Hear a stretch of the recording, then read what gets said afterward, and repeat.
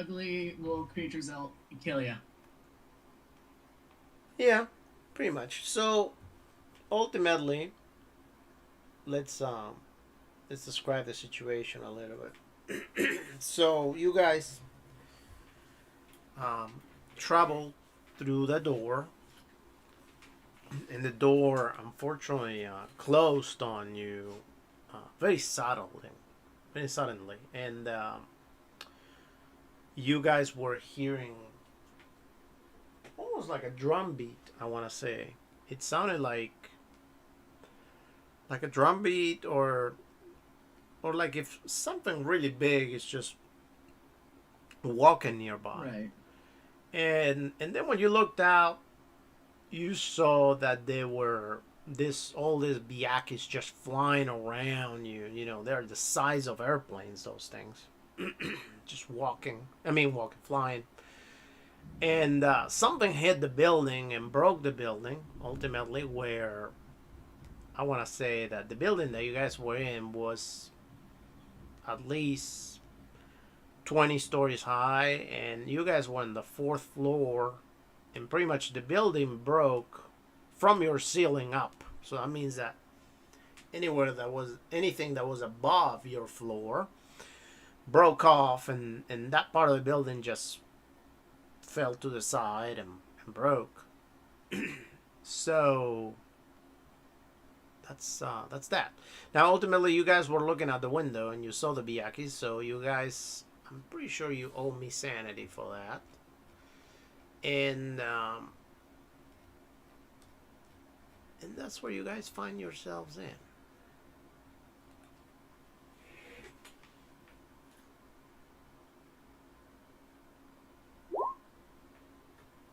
I roll for my sanity. Well, as long as it's just your sanity. Like last session,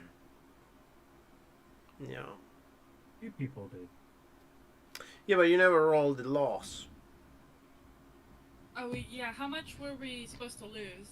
Yeah. Well, for the Biyakis, we're gonna keep it subtle. Yeah. So let's do, for those of you that fail, you guys get to roll a 1d5.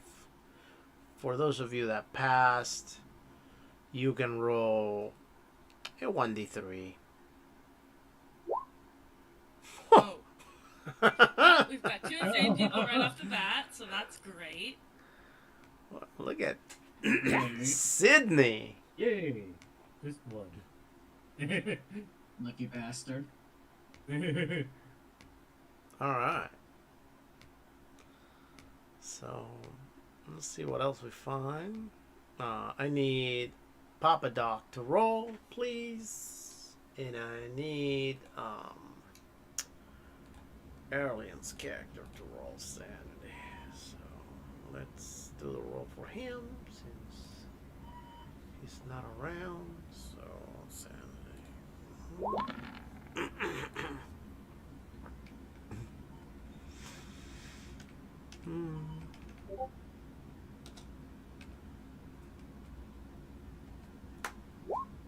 Casino.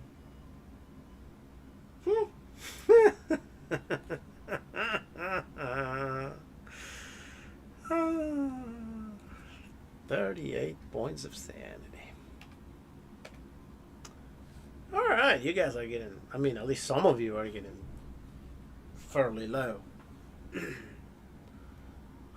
Who's under 40 points right now of sanity? Just wondering. I am. I just went down to 27. 35.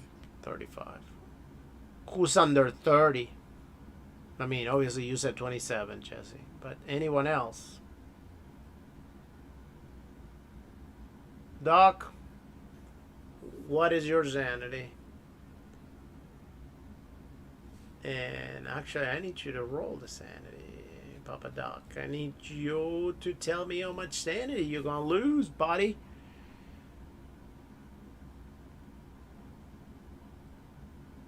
Yeah. I thought you were at the casino. You were going to be able to play. Get on the mic. Come on. Let's go. And back to your room. Lay off the women and get on the game. Come on.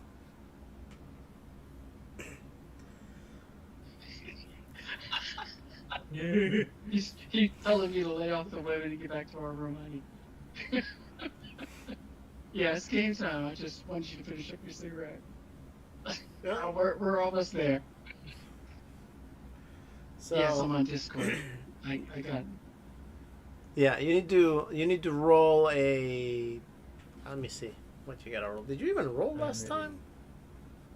No. No. Roll sanity. Me? Yeah, you. Oh, it'll probably be about 7 more minutes by the time we get up there. Oh, okay. Then I'll roll Pretty it good. for Thank you for asking. Yeah, go ahead and roll. you. All right. Let's see. You got a kids center right next to the bar. To the bar in Johnny Rockets. That's weird. Of course, across it. All right, you No, succeeded. not Arizona. You succeeded. So Yay. 1d3. Alright. All right. So okay. So let's see. So we have Keegan's character and Sydney's character. All right. What time does the buffet open up? It doesn't. No, for The buffet doesn't open up. And please mute yourself unless you're going to say something about the game. So, okay. So Keegan, 49. let's figure out what your phobia will be. That's Keegan's, All right, that seems to be accurate for him. and that is Sydney's. I got it. All right. So, all right. So Keegan, you look out the window, and your character just between all the stress of the fact that your family could be in danger.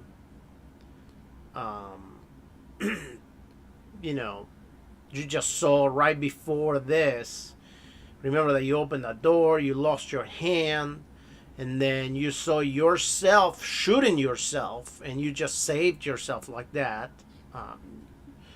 You kind of like you just drop down to your knees, especially after the building gets broken, and you see all these creatures flying around. You just go down to your knees, just in tears, just like it's just too much.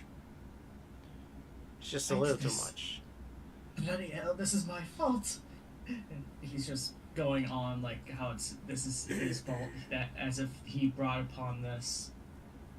Even though, reasonably speaking, Yeah. him failing not to shoot his other self wasn't his fault. You're not gonna sleep with me if you Just don't to go to sleep get right the now. atmosphere for it. So I'm telling you, turn the light off, put your crap away, or you're gonna sleep by yourself. I mean, you failed at many, but this is not one of the things you failed on. So ultimately, let's go with Sydney right now, because this is gonna be fun. Yeah, I gotta Sydney. roll about a madness. Yeah. Go ahead, roll it.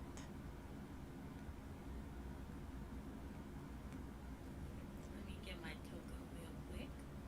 Hold on. There you are. Roll it, woman.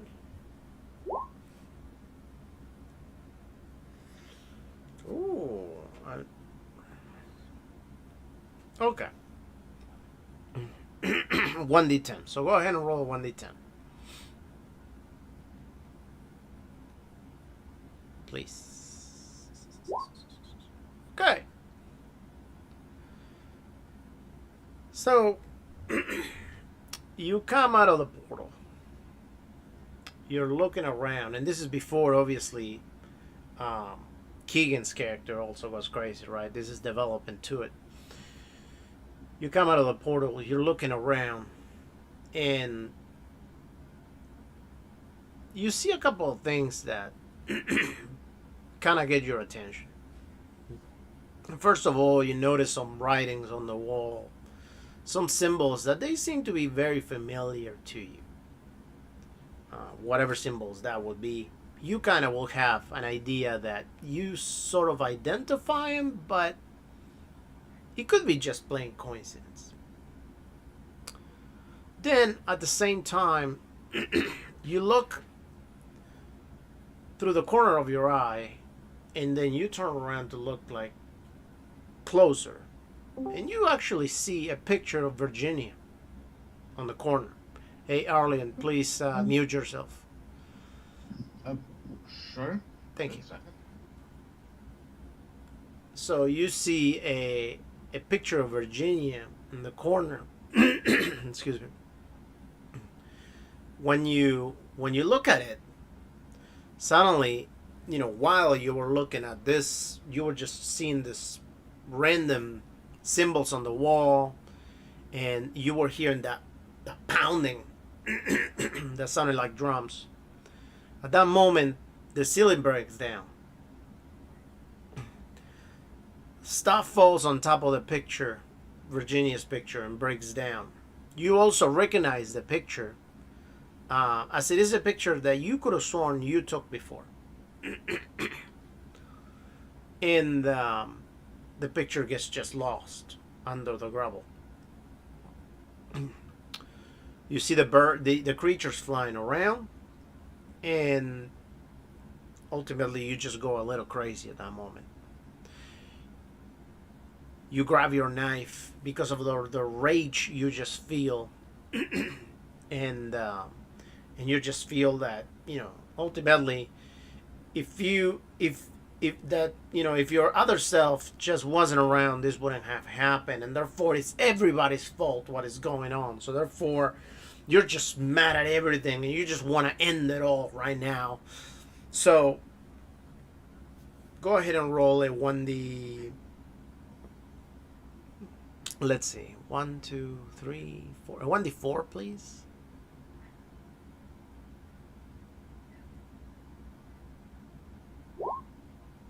Thank you. And go ahead and roll your, I don't know, some sort of attack. Like if you have a knife, roll your knife, or roll your brawl, or whatever it is you have. I have 3 different weapons, one of which is ranged. Should I roll to hit the Byakuya if I roll the ranged weapon? I think you will use, whatever you have the closest and most primitive type of weapon. So which I would think that you will probably just go crazy enough to try to like brawl somebody or try to cut them, something that wouldn't require a lot of skill. Okay, I'll roll a d3. I guess 1 will be the medium knife, 2 will be the small knife, and 3 will be... That's fine. Fists. I'm just gonna brawl people to death. I don't actually have damage for my fists. Is it just... No, you would just roll the brawl, and then we can do like a 1d3 at the most that you would do damage with your fist. However, if it's a knife, you can do up to maybe a 1d5. I'll do... who am I rolling on? I think it was Keegan. You rolled a 4? Yeah. Keegan. Alright. Actually, no, I'm sorry. That's not Keegan. That is Arlen. Yeah. She screams and goes to punch Arlen. Alright, Arlen. Unfortunately, currently, Sydney has gone a little crazy, and she's going through a bout of madness in which is going to last about 5 rounds. And, she rolled the dice. It came out that your character is being attacked by her. So, I need you to dodge, please. And thank you. Yep.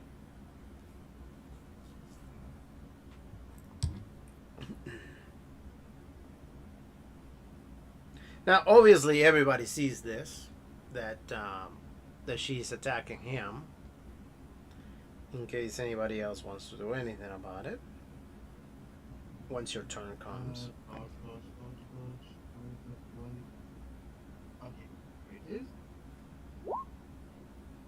Very good. Hope that- So she comes to attack you, and you just move out of the way, like very elegantly. You just move, and she just dodges, and she's still very, very ranged. So, let's go by turn then. Jake, so Erlian, now you can mute yourself again, and also Keegan, you can mute yourself too, while we're not in each of your turns. So Jake, what do you want to do in your turn? It's on myself now. Yeah, it's your turn. Oh. You just saw how how ultimately Keegan's character just fell on. I think it's it a guy or a girl? Your character can't recall. John, yes, John. he is a guy. It's a guy. Okay, so he went down to Yeah, his he's- knees because it's just too much for him. So he's about crazy at the moment, a little crazy. But Sydney just went back nuts, and her evil self has just come out for a moment to play. So she's holding a knife, and she's trying to cut Daniel Anderson to pieces. I think I actually ended up punching him, but same idea. Yeah, Okay. But regardless, Daniel was able to dodge out of the way. Yep. yeah. I'm just gonna like.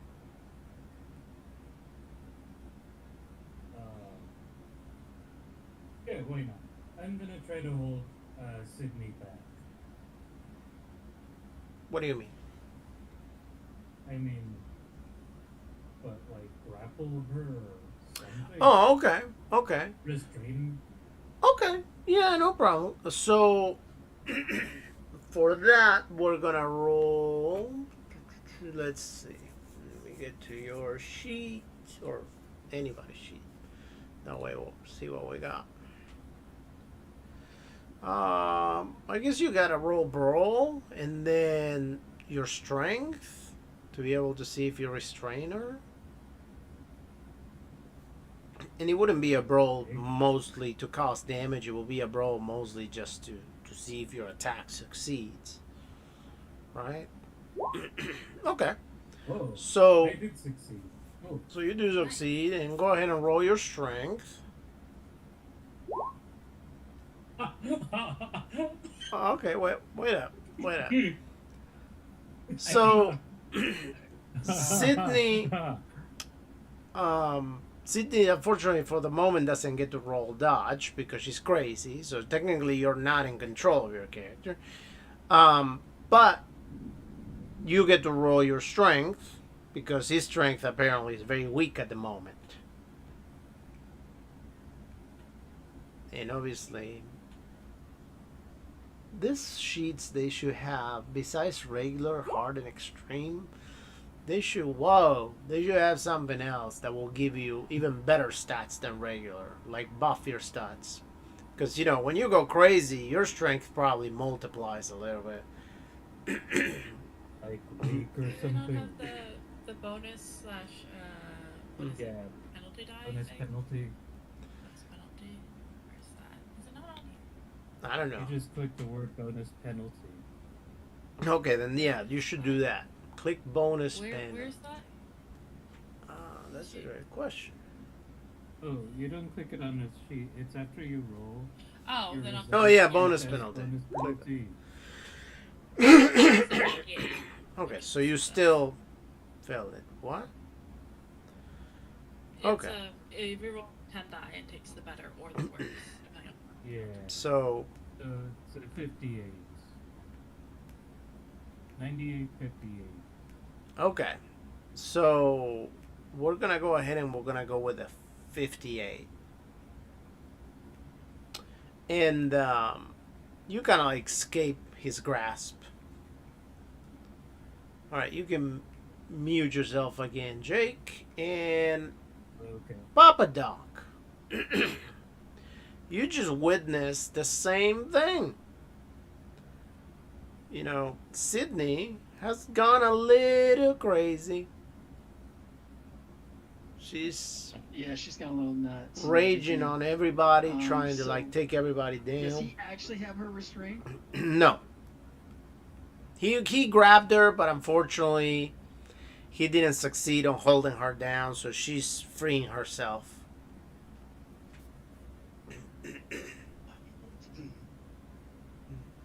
So what do you want to do? In my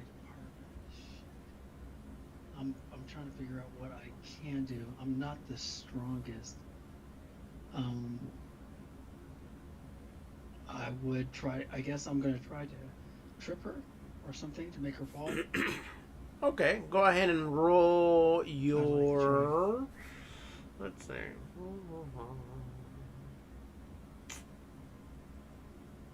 I guess roll your dexterity for that. Yep. Nope. You Yeah, fail. I'm definitely out of bounds, so I'm not gonna be able to do anything. Yep. That's it. All right. And well, Keegan, you can't really roll right now at the moment because your mind is someone else. So Arlian. Yeah, basically having a panic attack. Yeah, Arlian. So, what do you do?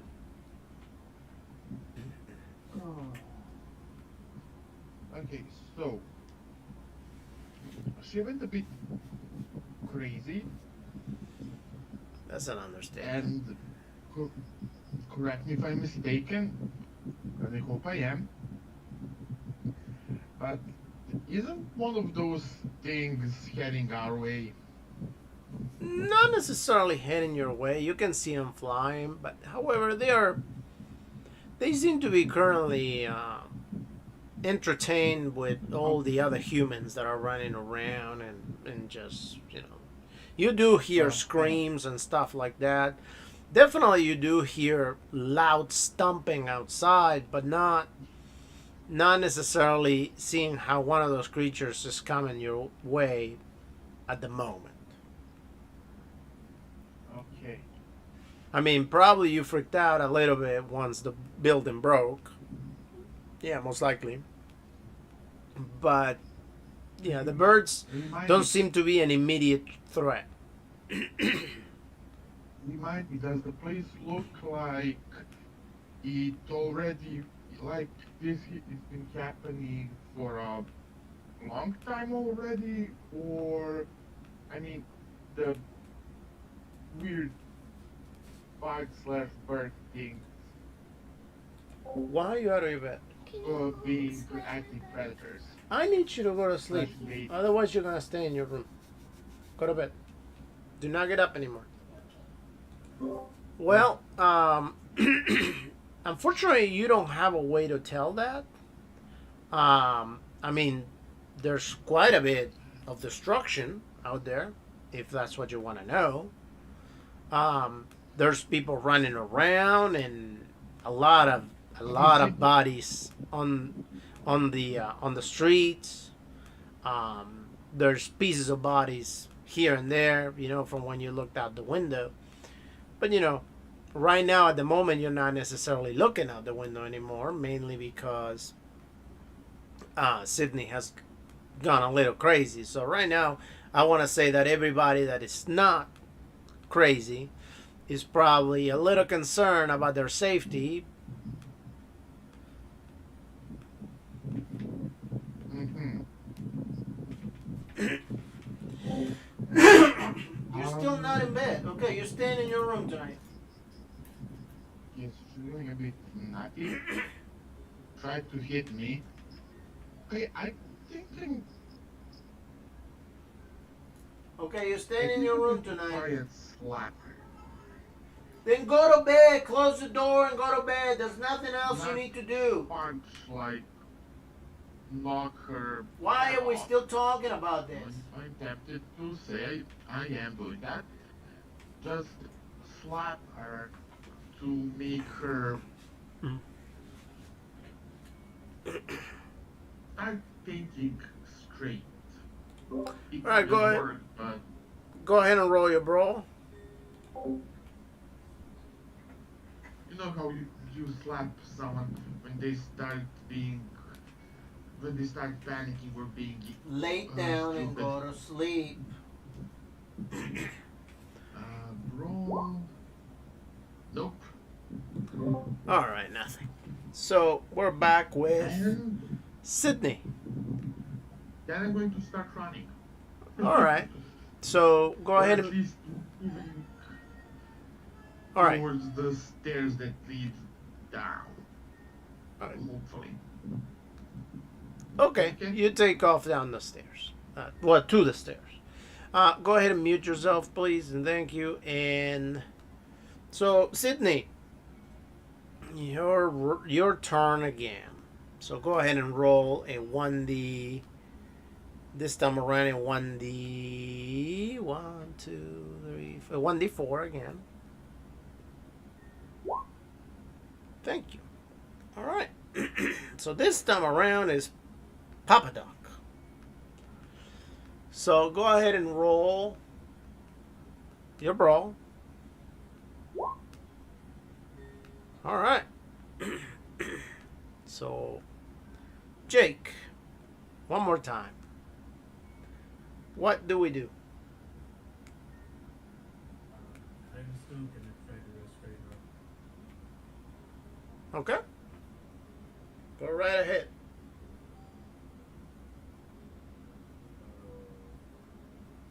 Does it stream or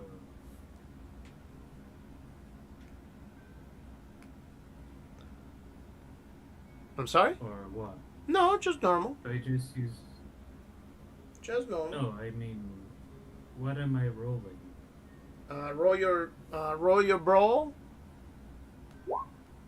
All right. And now roll your strength. I have a 90. It should have practically succeeded the first time. All right. So, Sydney, go ahead and roll your strength.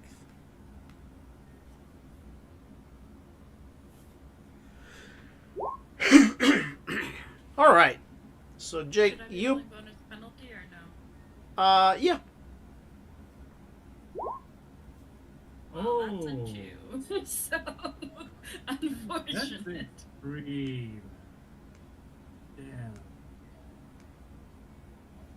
All right. So, all right. So Jake jumps on you. He grabs you. He has you pinned down, and for a moment, he holds you down.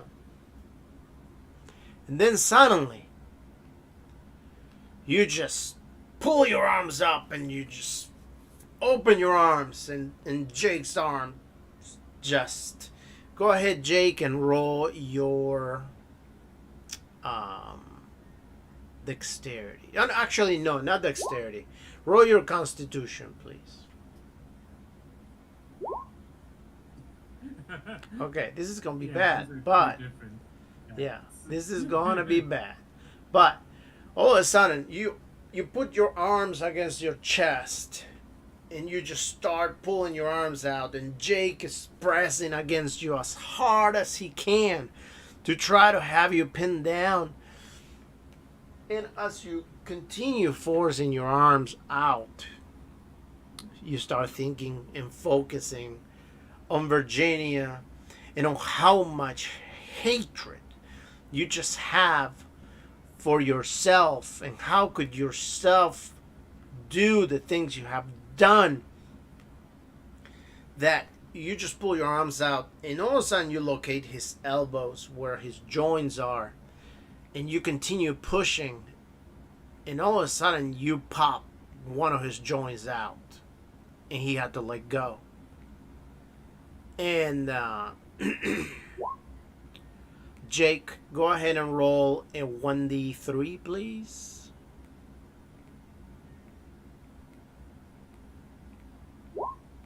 Thank you. So Jake automatically lets you go and just rolls to the side, and he's just in pain right now. His elbow is just popped out of place.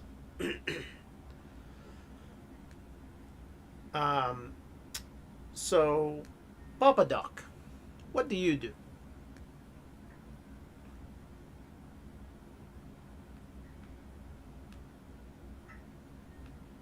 Well, not much I can do because I don't have a lot of upper body strength, and unbeknownst to me, hopefully in a couple of rounds she'll come to her senses. But not knowing that, the good doctor has fled the area, correct? He is in the process. He saw the door and he was aiming that way at in the end of the last round. So in this round, he's actually going to start running there towards the stairs, if that's what he's planning to do. Right. So she broke Keegan. No, it wasn't. It was Jake. Yeah, he popped his elbow out of place. Yeah, I saw that. Keegan before last turn went ahead of me. Shoot. Let's see. One for I'll drive him left, to safety. two for right. She popped Jake's left Left. elbow. Yep, left elbow. I'm going to attempt to pull him out of harm's way. Okay. So, what kind of role would you like from me, if any? I'm sorry, you're gonna do what? I'm going to pull him out to safety as best I can. She's probably, I'm not sure if she's going to go after him or not, but... Well, no, Jake Like, and her were on the ground, and when she heard him, Jake just rolled away. So, Oh, okay. yeah. Okay. All right. I will, I'm going to attempt brawl and to subdue her. All right, go for it. And I'm going to fail miserably. I succeeded. Wow. I did not see that. Do you want a strength roll? Yep, please. Yep. And I'm not going to burn the points. No. So, So, Sydney, you see how, as you were getting up, Papa Dog just jumps on you. He grabs you, but all of a sudden, as he's falling down and you're getting up, he just kind of lets go because he doesn't have the strength at the moment. So you kind of like are able to get up anyway. And, okay, so Keegan, your character's turn now. So what do you want to do? I believe John being like, good Lord, have them mess up. And you said Sydney's still on the ground? Yes. No, she's getting up. She's probably on one knee right now, in the process of getting up. I guess I would. Okay, I guess I would just tackle and throw myself onto her, simply due to the fact that since I'm going on her upper body. Actually, hold on. Hold on. I'm sorry to cut you off. But I forgot that you were a little crazy at the moment. Yeah, I thought that my Yeah. little crying episode was the. Nope. No. That will take. Go ahead and roll a 1d3. Okay. So it's going to take you about 3 hours to come back from that episode. So, you're still there. Alright. Yeah. Alright. Well, sorry, I was considering kicking Sydney in the calf or just tackling on top of her so she wouldn't get up, but can't do either. So Let me sorry see. about that. Let me see for a moment. Just a second. I gotta see the. I'm sorry. I'm talking to Sydney right now. Let me see. Daniel Stern.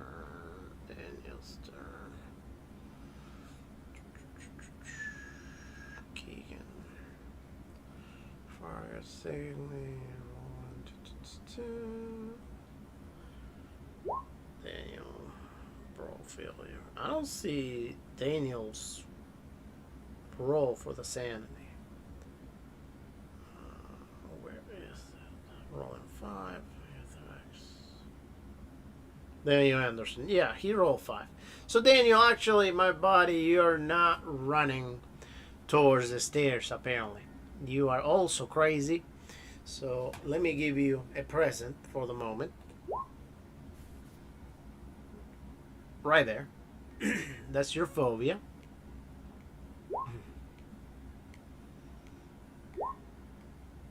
And so Arlen, you wouldn't be heading towards the stairs. Actually, you would just be a lot of. Well, actually, yeah, it would make sense that you will be heading towards the stairs, but not because you are heading towards the stairs. It's probably an involuntary run towards the stairs. So you're taking off.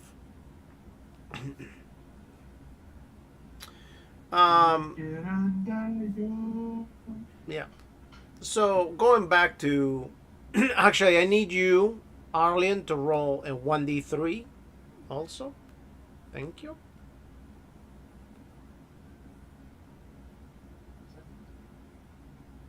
Actually, hold on. Oh, give me a second. Let me check on something.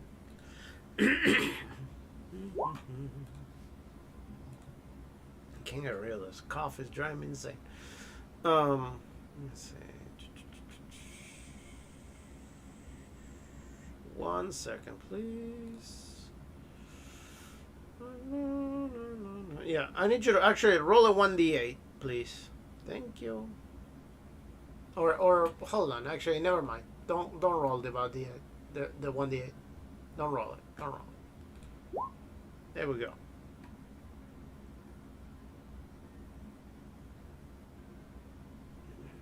Now roll a 1d10.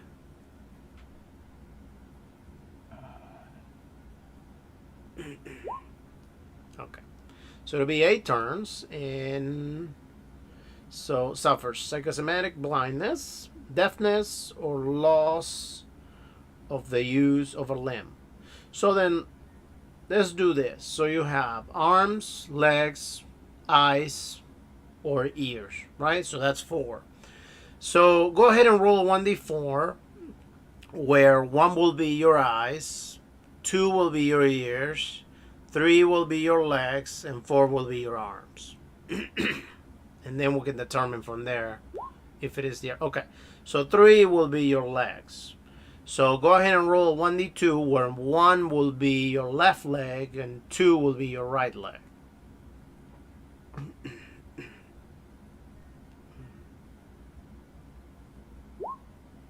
All right. So your leg is currently not functioning. You kind of gotta drag it out, and I want to say that go ahead and roll your luck.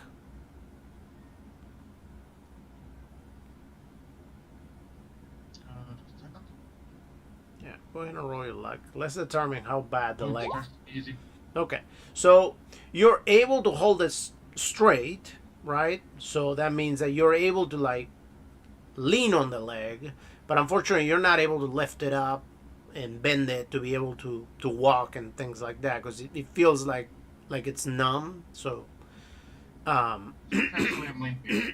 right, so you can't really walk on it. I mean, you can drag it, but not. I suffer from heavy lifting. God. Yeah, that's pretty much it for 8 turns. So going back to, I mean, are you still heading down for the stairs with your leg like that? Yeah. Okay. So you continue heading towards the stairs, and by the next turn you're gonna be going down the stairs. So Jake, going back to you, buddy. Okay. What do we do?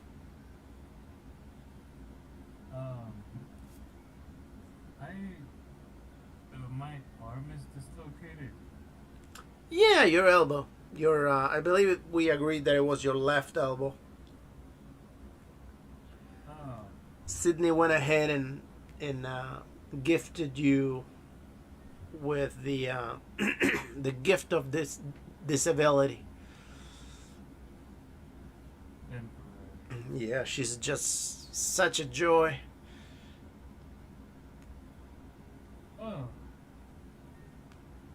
seeing that I don't have the use of both arms, anything I can do to repair it? Anything you can do to repair it? Well, you do have some strength on your arm, so go ahead and roll intelligence. All right. So go ahead and roll spot hidden.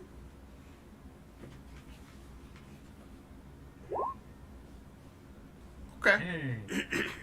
Oh, barely. There. All right. So you notice that right next to you, there's a stick that has been broken, but it seems to be like a broomstick.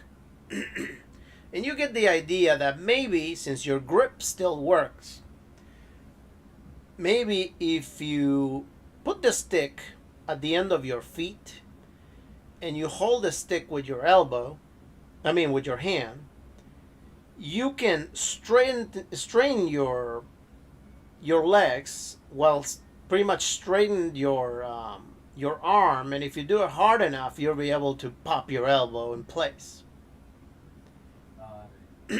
That, of course, will be extremely painful, but you can still accomplish it. See if that's something you want to do.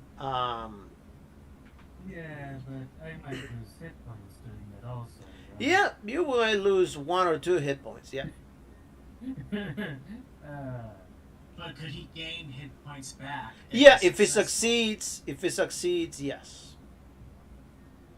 Okay. You will be a I'll make that. momentary loss. However, if you don't succeed, that'll just cause you pain, and therefore you will lose your hit points. So if you want to do it, then what you want to do is you want to roll your strength. What the? Okay, so the moment that you started trying, you were pushing, but then all of a sudden the pain was a little too much and you let go. When you let go, your arm kind of fell down to the ground and it hit the ground and it caused some pain. So go ahead and roll a 1d2.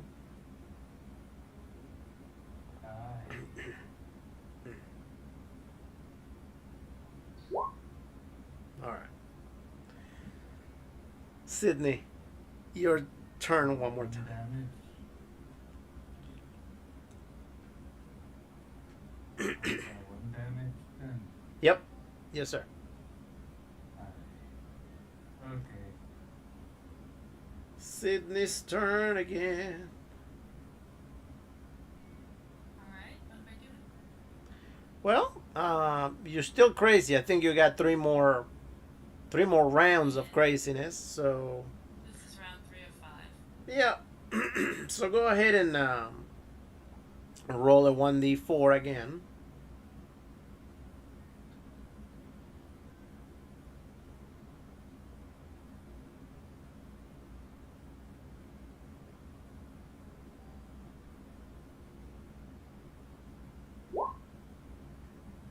All right, Jake. Just you turn around, you look around, and you see Jake on the ground with his elbow.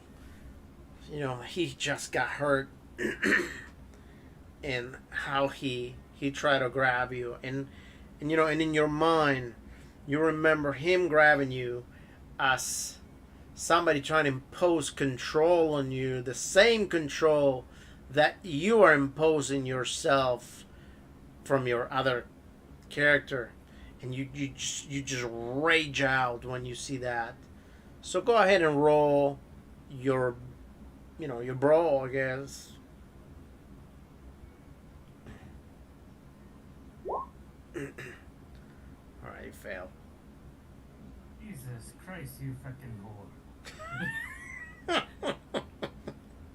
I'm in pain, and All right, that's where this is coming from. Papa Doc, your turn.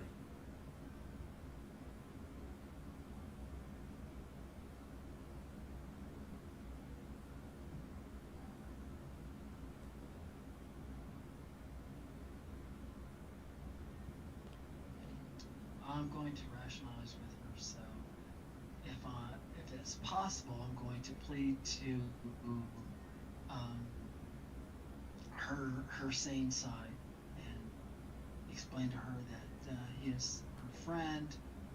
Um, she's just out of her mind. Please calm down. Those kind of things that people try, you know. So I'm going to try to rationalize with her, even during her fit of rage. So I don't know what you would like me for. Sure. No problem. Let's Alrighty. see. Go ahead and roll your psychoanalysis. Yeah, this is really good. Yeah, Yep. did make it. Amazing. So you start talking to her, and Okay. the moment wow, I won too. You start talking to her, and you're like, Sydney, try to calm down. Remember, Right. we are your friends. We are the ones that brought you here. Please understand that we are all in the same boat. You're attacking us. However, at the moment that you said that, there is two things that happen. For one, Jesse, go ahead and roll your brawl real quick.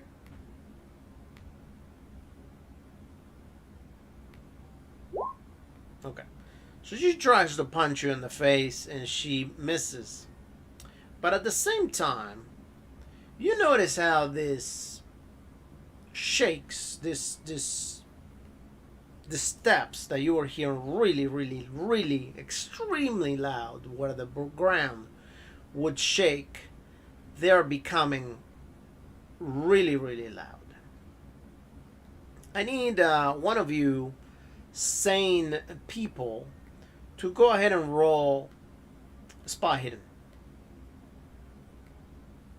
So Jake and yeah,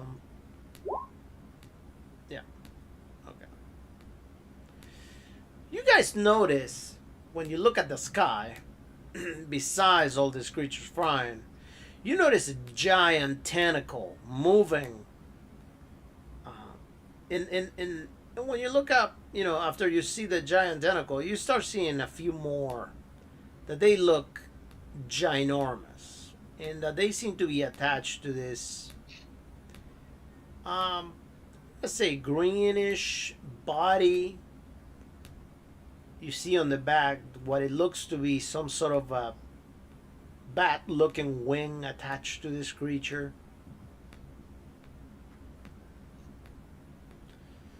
All right, and going back to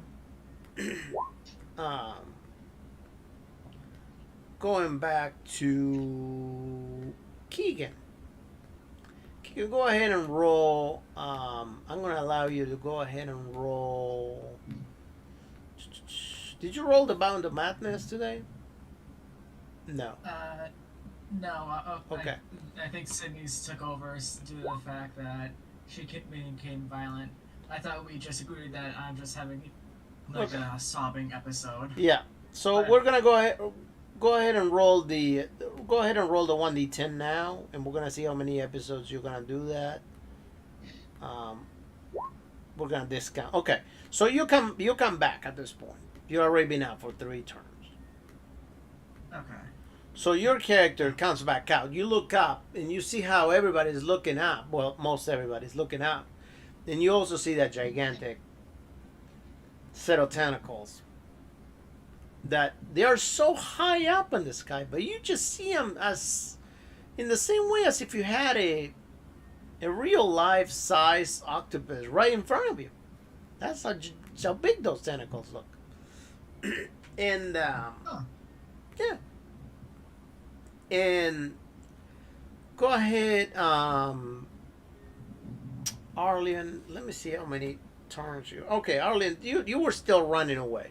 Let me see what how many turns you had. 8, we said. And 7 more. Yeah, 7 more. All right, so you got to the stairs. You have didn't not. The first two already passed though, because like we forgot it. Yeah, 5 more. You got to the stairs. Your leg, is still kind of funky. You look down and you see the stairs over there. And go ahead and roll. Roll intelligence. Let's see what your character decides to do. Hopefully not something extra stupid.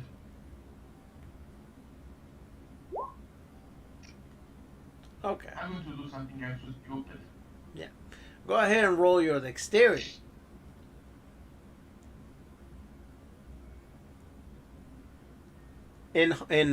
Please roll it in hard, please, because your leg is not working.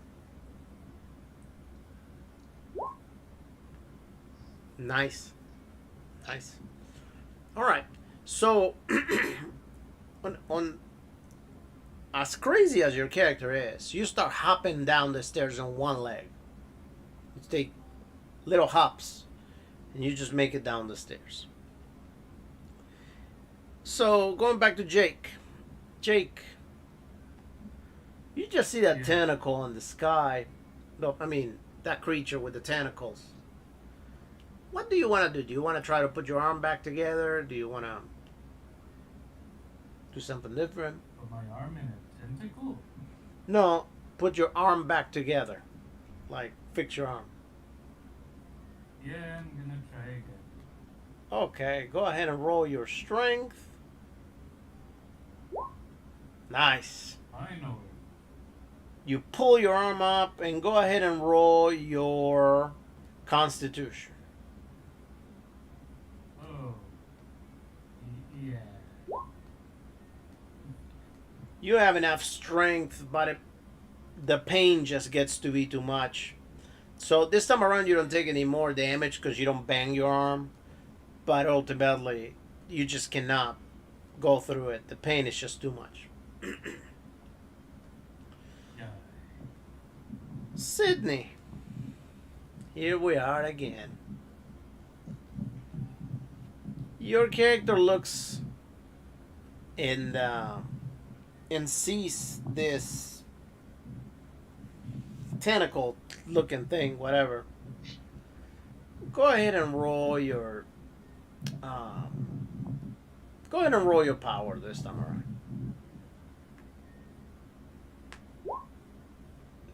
Okay. Now go ahead and roll. What am I gonna have you roll? Roll your intelligence.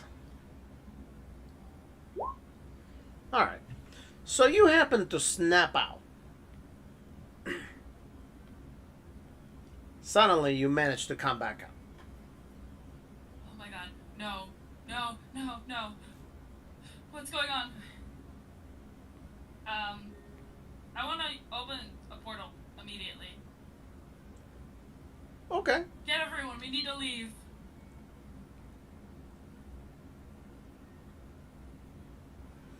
Well, Finally, you snapped out of it. you also see at the same time that Jake's arm is popped out of place. He's holding his arm. Tell me what's going on later. We need to get out of here. Papa Doc is kind of like going a little crazy. Keegan is like in a corner, scared of his life, and you hear steps going down the stairs.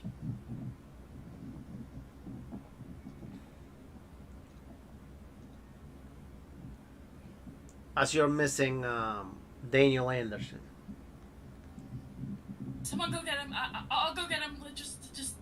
We gotta get through. We can't be here. All right. It's like John, also not knowing what the hell is going on, just goes down the stairs. All right. As you go down the stairs, go ahead and roll listen. Ooh, boy! Hold on. Okay. Sorry, took me a while. Oh, I'm sure it's gonna come up any moment. Maybe. Fucking hell. Oh no. Do I trip? No, but you just don't hear anything. So, hold on. Was everybody supposed to roll? No, only him, because he went down trying to get Arlene's character. Arlene continues going. Arlene, go ahead and roll listen, just for the sake of it. I mean, ultimately, it's nothing you're going to be able to do because your character's just crazy, so your character's not listening to you anyway, but I just want to see if you pass it or not. All right. I don't. So, yeah. You guys continue to understand. Arlen continues down, hopping, and Keegan, your John on the back says, "Wait! Daniel, wait! Wait, come back!" And as you finally get to the bottom, I need Arlen to please roll dexterity one more time. Regular or hard? This time around, roll it in regular this time around. Because you will be at the bottom of the stairs. Okay, thank you. And now roll your dodge.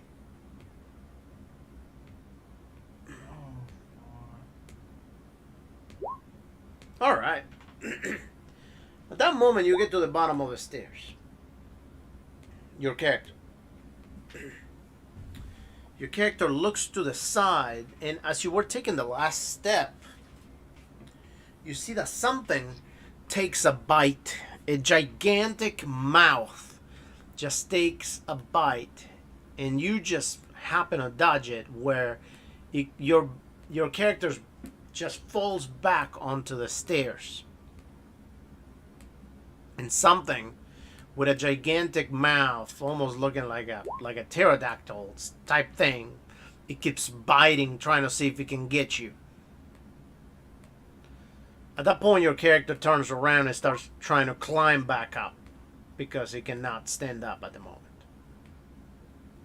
So go ahead and roll your dexterity one more time. See if you can climb the stairs again. Alright. So you climb the stairs, but it's going to take you... Go ahead and roll a 1d3.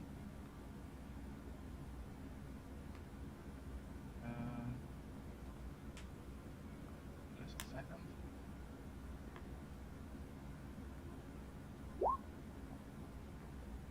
Alright, 2 turns is going to take you to get up the stairs by climbing.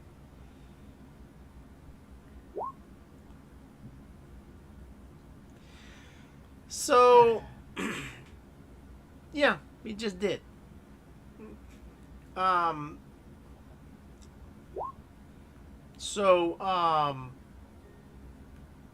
Sydney.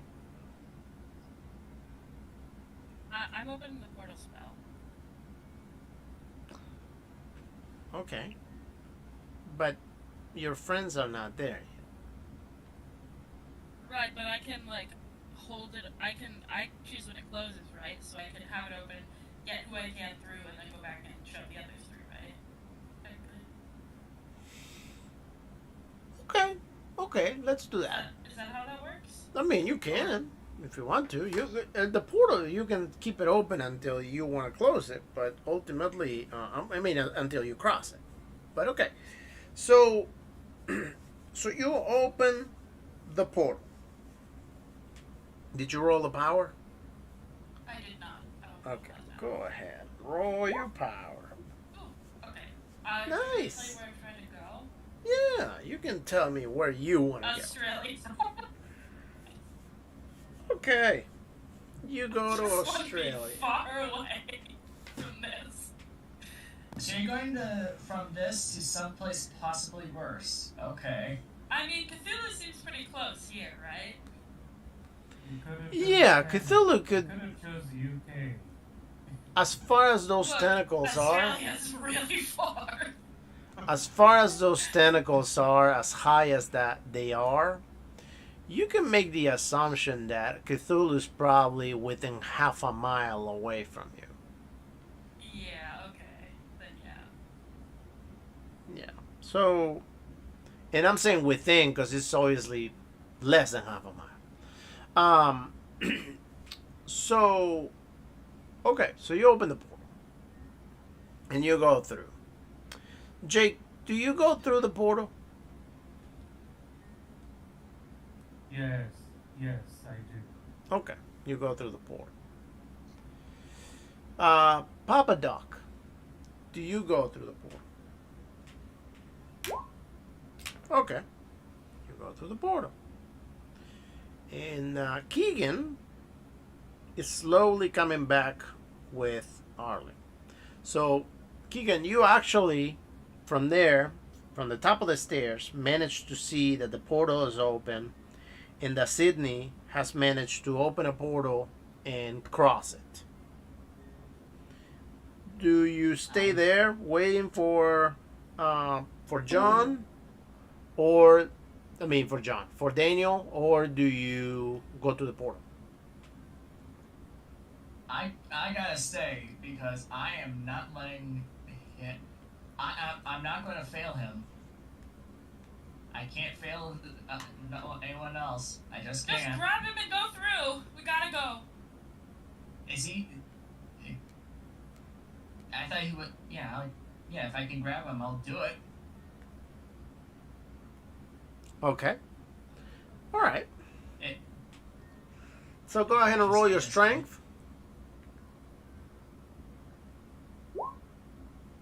oh, Okay, so you grab him. I did fail. So you grab him. You hold him down, and you're able to keep his weight on you to help him walk. Now go ahead and roll your dexterity so you can walk to the portal. Perfect. You guys walk to the portal. As you're going to the portal, you see this note that is on a barrel that happens to be on the side. Do you grab it as you walk by? Sure. Okay. So you grab it Never know what could be needed. and you cross the portal. Alright, so Jesse, you see that they cross the portal. Everyone's through? Yep. I'm gonna go through and close it. Okay. So you go through and close it. When you cross, nothing's there at the moment. It's nighttime. And there's no danger as of yet over there. What do you guys do? It's fine. Alright, what happened? Assess the situation. Do not So what- advance, do not retreat, and just gather what intel we can before moving. Because if we move and we don't know what we're going into, I think that's death. But that's just me. I guess I'm just looking what I just grabbed. And All that right, you means see a that- folded piece of paper written down, and you read the name Sydney on it. I guess I'm going to reset the joint/bone of our compatriot's hand. I forgot how the character was called. Yeah, sure, you can go ahead and do that. Go ahead and roll first aid. Or medicine. Well, this time around, please roll first aid. I hate you. Yeah, in the meantime, I'll just be like, Sydney, I believe this is for you, as I hold it out to her.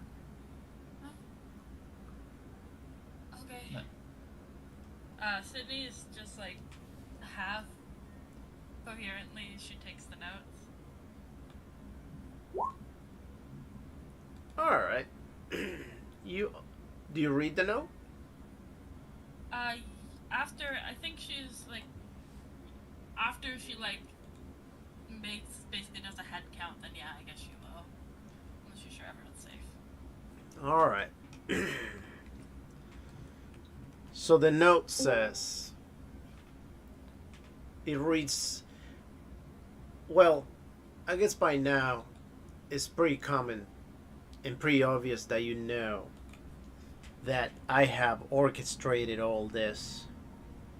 And unfortunately, I had to take it upon myself to do certain things to this world in order to just merely practice as to what I will need to do if you ever decide to try to come back to your world. I mean, think about it. There's really no good reason for you to try to come back.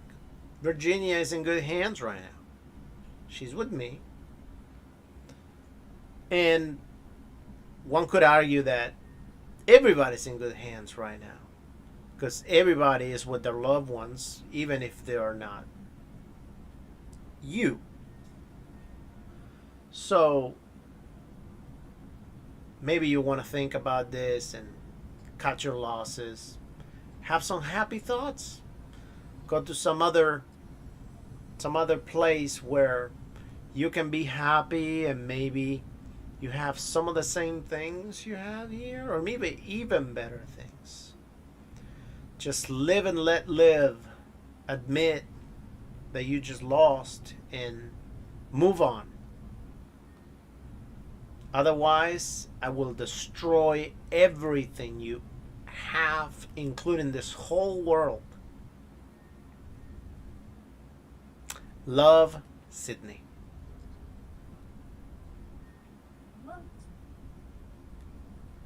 That's dark. Not a fan of that. Just here. That's. She just hands the note off. I'm assuming since I'd be the one to take it, since, messenger Yeah. quickly read through it like, bloody hell. Sydney, this version of you is crazier than the bastard that's been hunting me since. Oh God. I don't even know. I don't even know what to think. I'm sorry for Summoning Cthulhu? whatever happened back there. I lost it a little bit. No, it's fine. Ish.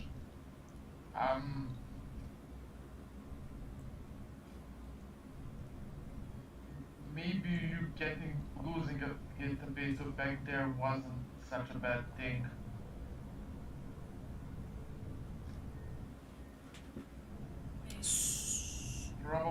Probably actually saved our asses.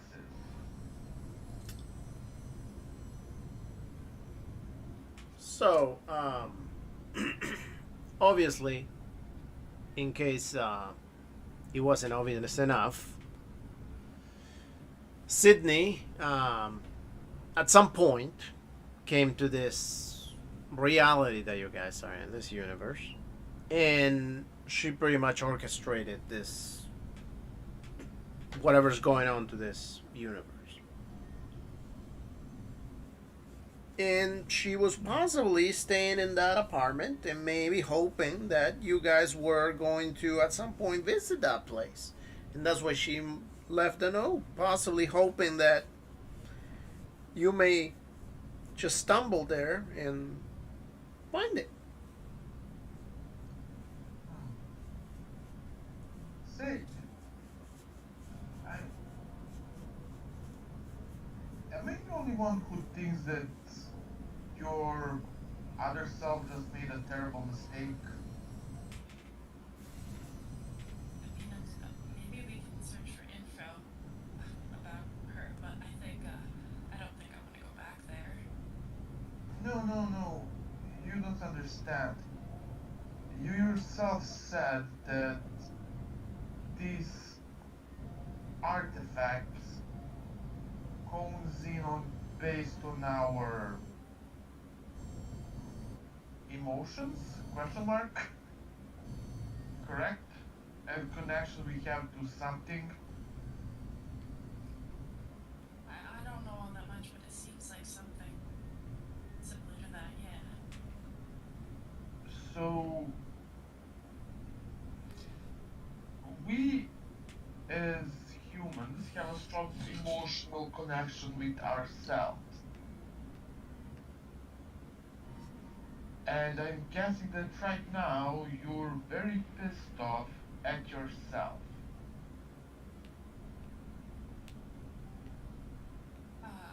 Or at least that version of yourself. Have been for a while, yeah. You saying we try to use So- that to get back? Well, not necessarily get back, because it won't send us back. It will try to send us to her.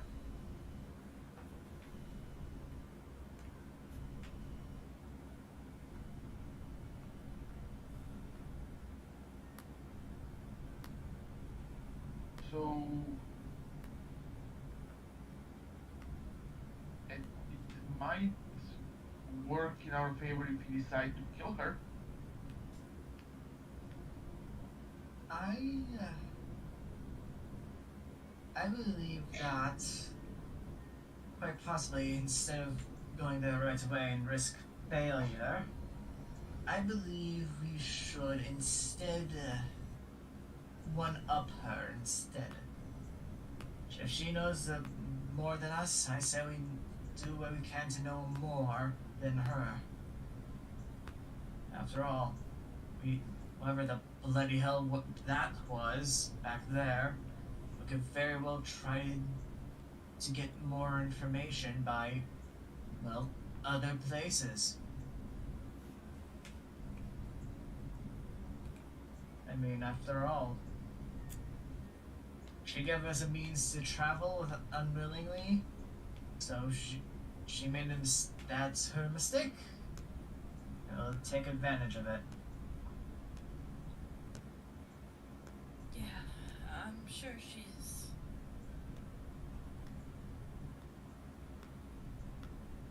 probably set up traps if this is anything to go by. But maybe we can figure something out. Let's just hope we don't end up somewhere more deranged. But if Hate to- here's the problem. If we try to go after where she's been, right, and she did this, maybe she's done other things, and if this artifact doesn't seem to work as often as it was, so what if it just keeps getting? What if it's only got so many uses? And it's like takes longer and longer for it to like recharge. Does that make any sense? Am I making sense? Yes, wear and tear and all that. I'm simply saying we find a place that, well, knows more and can help us out. You know, focus on what we can do and whatnot. After all, it doesn't want to do us any good if we're unprepared, just as we were back there. That, and I would like to have my hand back.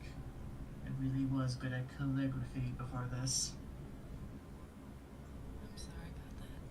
Maybe we can, well, I think we're somewhere in Australia, but I'm not entirely sure. I just picked the furthest place I could think of on Earth. I'm sorry. Did you just say you chose Australia? Well, yeah, look, if you see a squid thing that big, Australia is not a bad place to hide. Yes, but it's Squid. also where the convicts go. I mean, it's... I don't know where else would have been better. Maybe, I don't some English in Australia, right? So maybe we know the language. If we're lucky. And, Back home, let's just go with what we know. sorry, I didn't have much time to decide. I just. This is a very long week for me. You're telling me. And what? This is what? The third day out of 7? We left, what is it? It's, we've been... I know we took 2 rests. So, Yeah, it's been about 5 days since we left home. Bloody hell, let's just hope we don't end up in a place where the bloody dinosaurs are still around. I'd take that over this. Do you know what that was? By the way, my God, do we have to roll crazy amounts of sanity because we caught a glimpse of the big sea? Just want to be fair.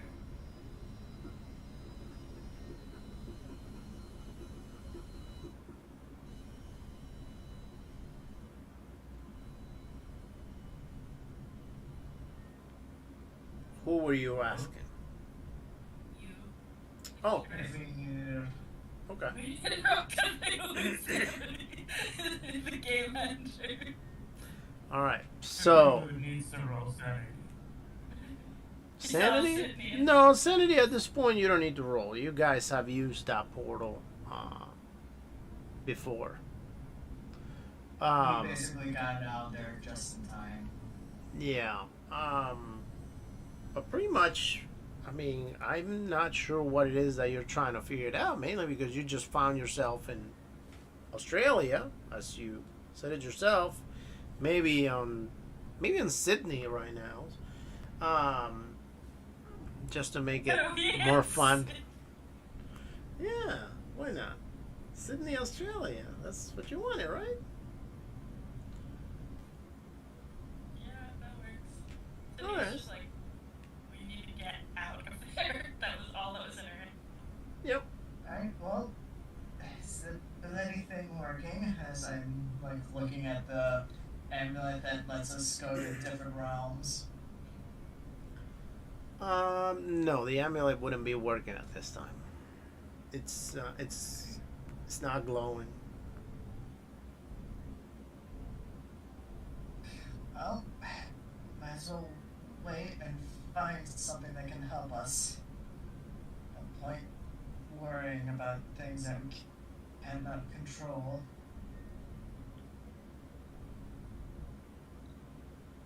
As if there's a doctor somewhere. I think we all do. What do you want doctors for? No, you don't need doctors. Let's see. I'm a hair's breadth away from death's door with one hand.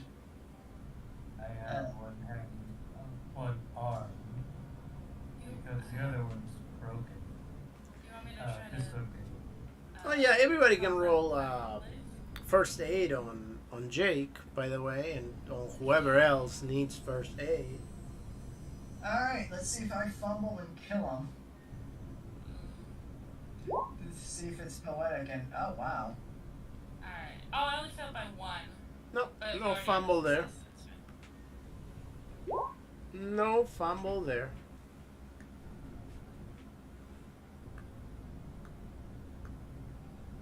Okay, so what do I roll? 1d3? Yes, please.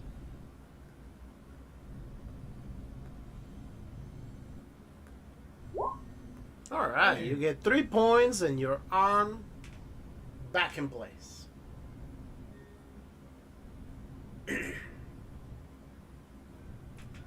I bet you're happy.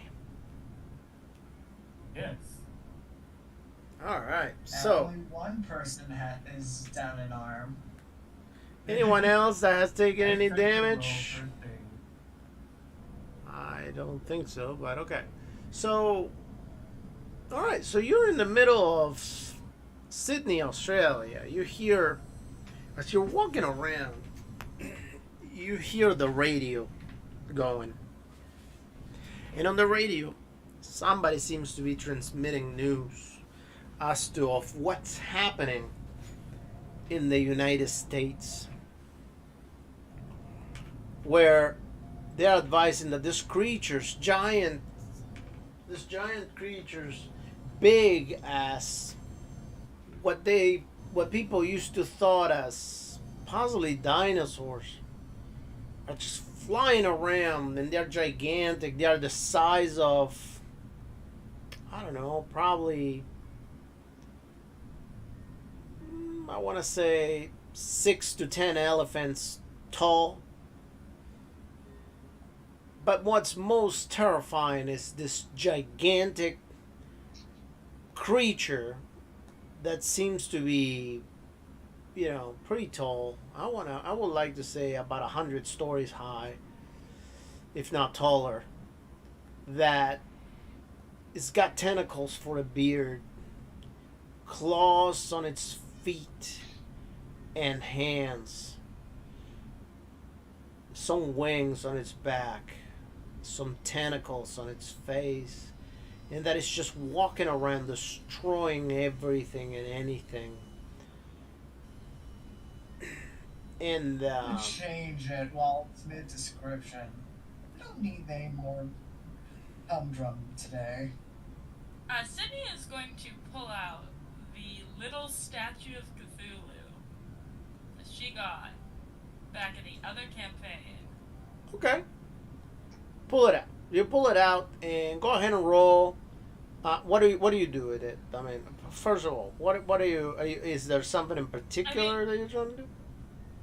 I want to compare the description to it to make sure, I think it is what I think it is. Okay, yeah, the description matches, and you start looking at the statue, and as you're looking at the statue, go ahead and roll your power. Put it over. Okay, so you roll your power, and you see that there is a light glowing out of the statue. And that's about it.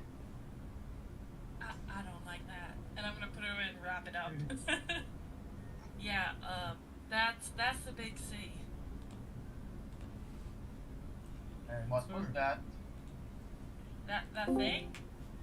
Yeah, the statue is from, it was before I met y'all. I, went into an investigation trying to get back, a young man's daughter who had gone missing in Erie, Pennsylvania. Turns out he was in on it the whole time. Oh wait, no, I don't know that, do I? No, you don't. Yeah, I was not. You weren't present for that. Right, that's right. I was in space. Sorry. Turns out, Close enough. we think he may have been in on it. We're not entirely sure. But we went. They were trying to summon a precursor. I learned about this thing. They were trying to summon a mother Hydra, and then he did a father Dagon, and then they could summon. Go ahead and roll a 1d5, please. Yeah. Yeah. I don't know if she knows that it's bad to say the names. Hello? Hello? Hi. Hello? Hi. Hi. Hello? I don't think it can hear us, but okay. So a 1d5. All right. So okay. So 4. All right. Go ahead and we're gonna go ahead and assume that. Go ahead and roll a 1d4 now. Since you roll a 1d5 and you got that. Bye. Okay. I So don't know if Sydney knows that it's bad to say the names, that's why I was just saying them. So- It's funny. So far, 3 hours have gone by.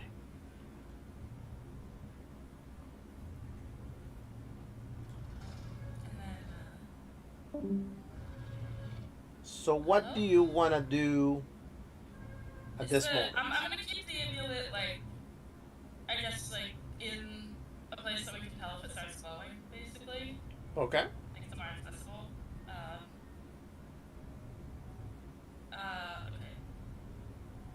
Okay. I think, and then you summon, well, Cthulhu. And I think that's what that was.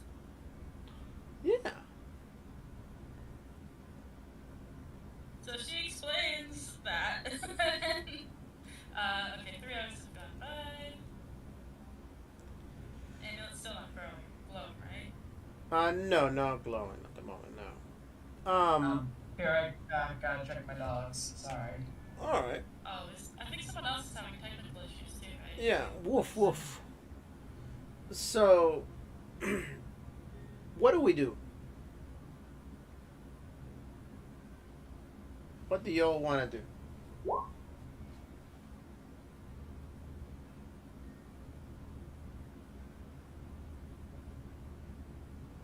No, it hasn't been 2 weeks. It has been 5 days. At the end of 2 weeks, Yeah, it's been 5 days. So we got about another week before we can learn portal spell ourselves. But of course, we still need the flower, right? I've been keeping track of it. We've studied 3 days out of 21 needed. I'll if we can find a place to sit down, a little maybe a little out of the way, I can kind of teach you all a little bit more of that. Before a little waiting. Maybe somewhere with a radio nearby, just so we can tell if something's coming. Okay. All right. So you start walking around, I guess. Well, not necessarily start walking around, but you start looking around. Go ahead and roll spot hidden, everybody. Oh boy. Oh, Jesus. Wow. Okay. Oh, okay. I guess I don't need to roll. Yeah, sure.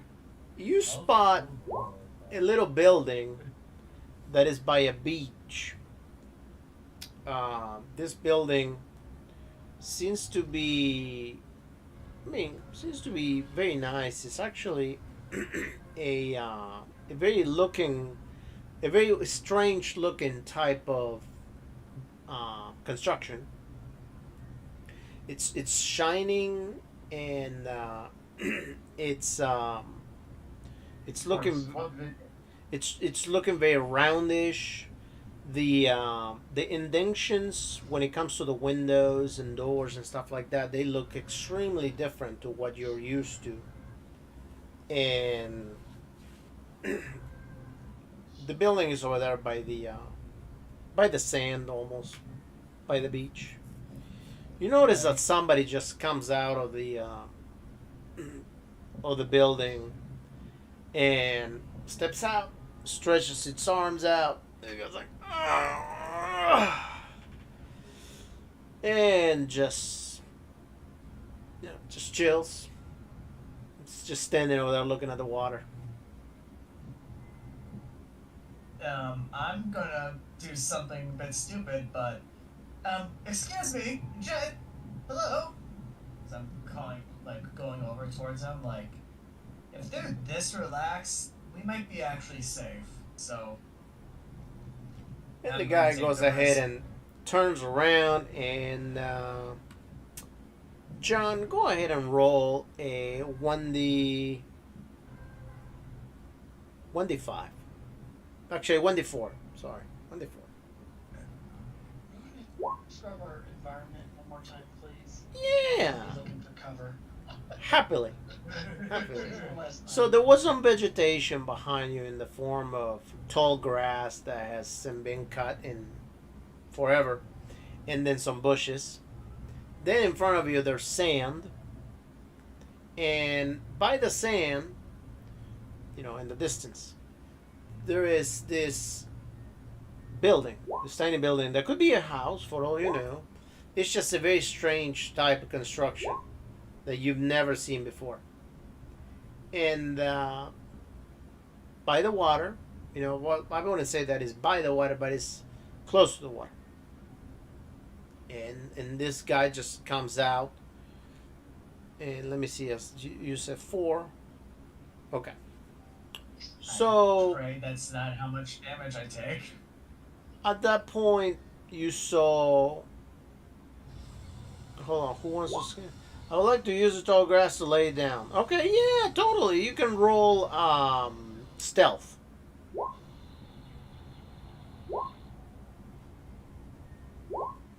All right, you're laying on the grass. So John says whatever he said to the guy, Like, hello, I think you can be assistance. and the guy turns around, and he looks exactly like Daniel Anderson.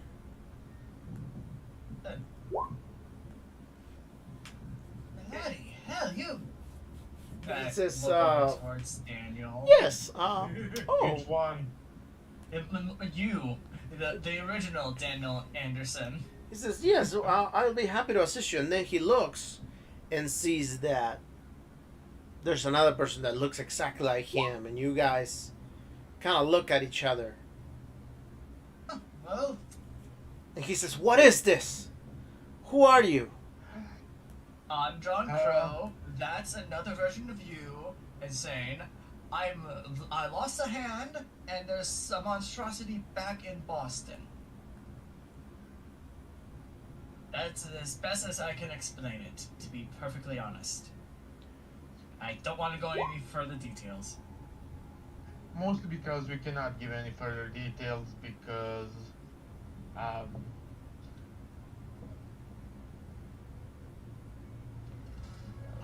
let's just say that things are crazier than when we met the old man. Did you meet the old man He says, yet?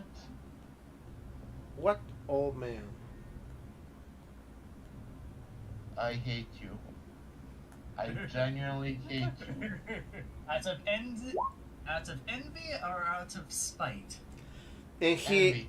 and he Pure looks envy. at John. He gets very close to John. He looks at John and he starts walking around you and just looking at you. It's like, how is this possible? Are you related to me? Are you my brother? Are you talking about me, John, or the other Daniel? I'm sorry, the other Daniel. There you go. No. I am you. I'm quite literally you. Genetically, if we were to run any form of test, we would be identical. Not just genetically. Our organs, our blood, everything would be identical. Okay. In every You know, sense I've of the I've word, heard I am you. I and have you are heard me. that certain things are going crazy right now, but I just don't really understand. This is not okay. Something's going on here. I guess it is truly the end of this world, if the things I have heard in the radio are true. And after seeing you people, I am pretty sure that I am going crazy, and therefore there's nothing else left for me. We're all going crazy, my friend. It's not that bad. In fact, it would be significantly worse. Oh, I'm half tempted to just try to shake his hand with my other hand, just for emphasis on that. huh. Well, he says,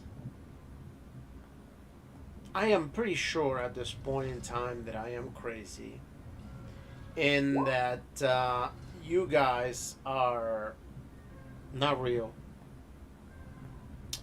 So I'm just gonna turn around and go back to sleep. I'm pretty sure I'm dreaming right now. So he just starts walking away. I just pinch his back, like with my good hand. And he says, ouch! That feels real to you, mate? Hold on a sec. I smacked.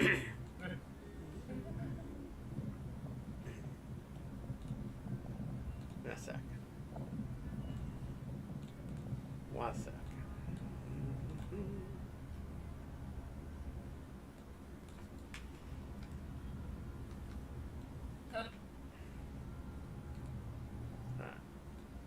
Because if we weren't, I'm pretty sure hallucinations can't hurt you like that.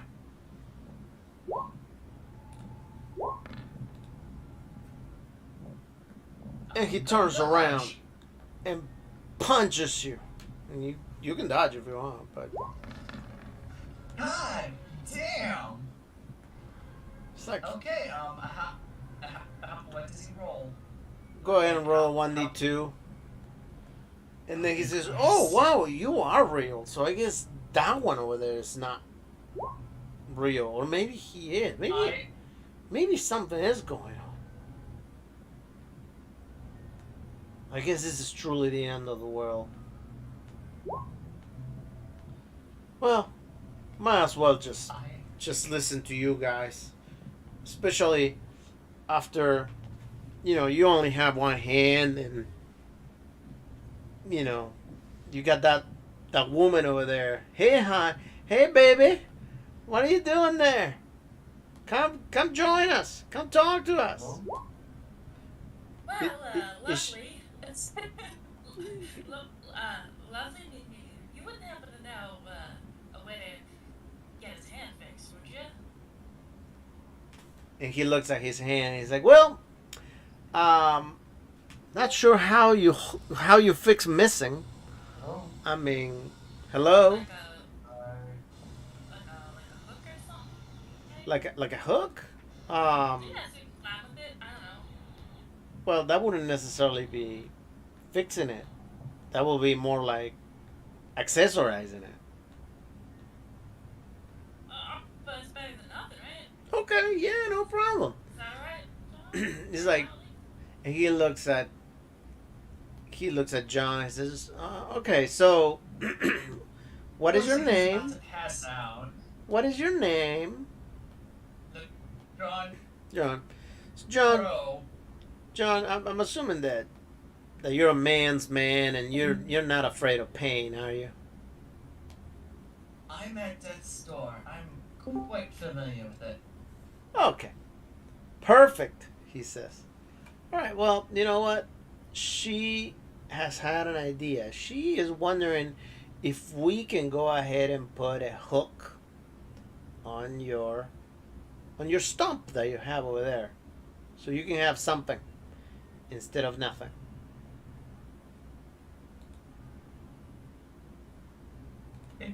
You notice that John is listening, but he's not all there at the moment. I think I think we maybe, well, he looks pretty tired up. Maybe another time then. he's on. Well, I do have a way to put a hook. I do have a hook actually, that I'm not using You've got a anymore. hook hand. Just, Well, I don't have a hook hand. I have a hook and I have a piece of wood that maybe we can attach to his hand.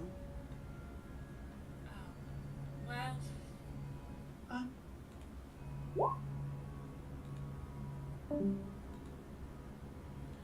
I don't know about you chaps, but I'm going to sit. I need to sit down.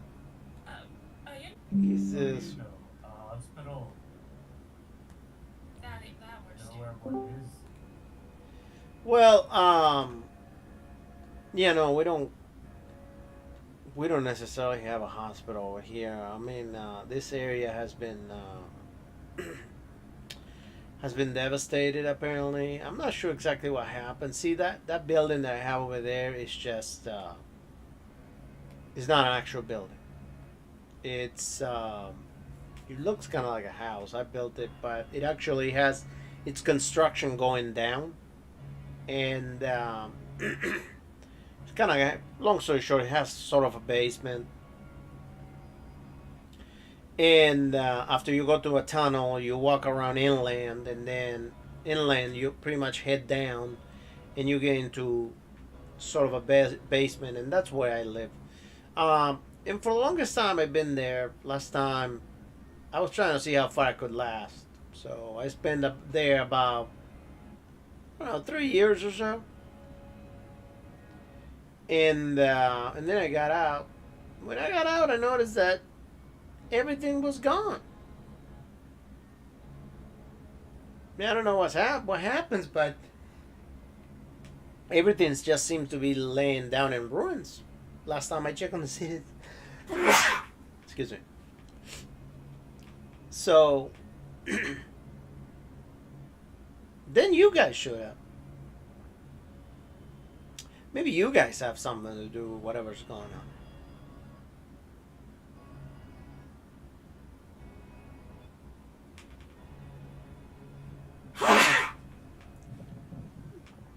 What do you know about this? And how do you explain my twin brother over there? And Mr. Wannabe Captain Hook over there? Well, maybe you were separated at birth, raised by different parents, something like that. Yeah, that's what I thought too. Would you believe us if we said that a third version of us are gone insane?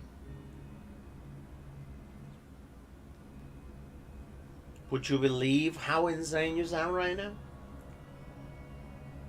I get to realize that you are talking to yourself in a literal sense. Yeah, I guess you can say that I'm talking to myself. Yeah. I mean, it will be a good way to put it. Yeah. Sounds like I'm talking to myself. I just don't play how long. So Black it out. So he says, okay, well, are you guys hungry? Maybe you want something to eat. You want something to drink? If you'd be so kind, we'd love to take you up on your hospitality. Sydney looks around the group. All right, well, yeah, maybe we should continue this conversation inside. And he opens the door to his place and invites you all in. When you walk in, there is nothing but a big giant door inside of the house. The door, he presses a button and it opens up and reveals a giant elevator.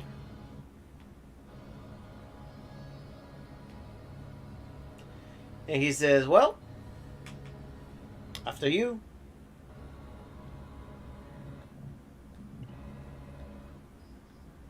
I'm going first. Oh yeah, I'm going to go with you, but I'm trying to be polite. Psychology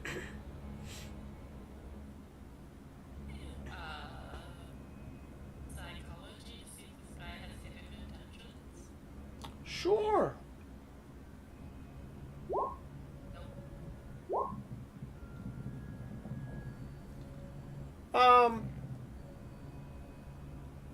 So far, you cannot pick up on hidden intentions. Pretty much, he did explain to you so far that he had an elevator that goes down the house, but not anything else. You do notice that he is a little weird, but it could very well be due to the fact that he's been alone for 3 years.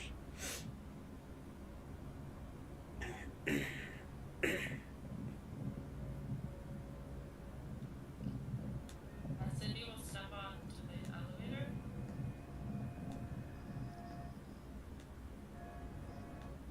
Okay. So, do you people here have a world war? A world war? No,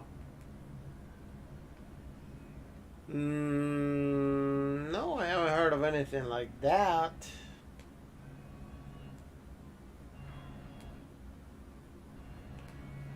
what do you mean here, anyway? I mean...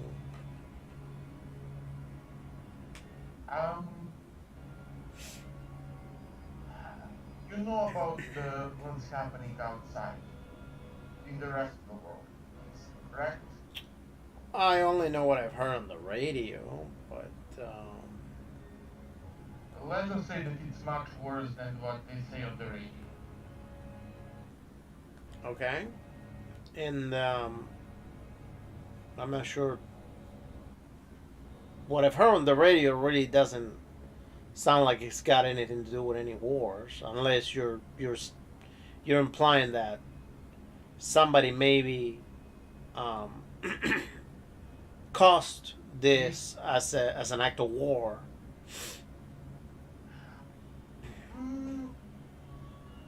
The answer is both yes and no. You know, I gotta say that at first... Complicated. In simplest terms, well, not in simple terms, but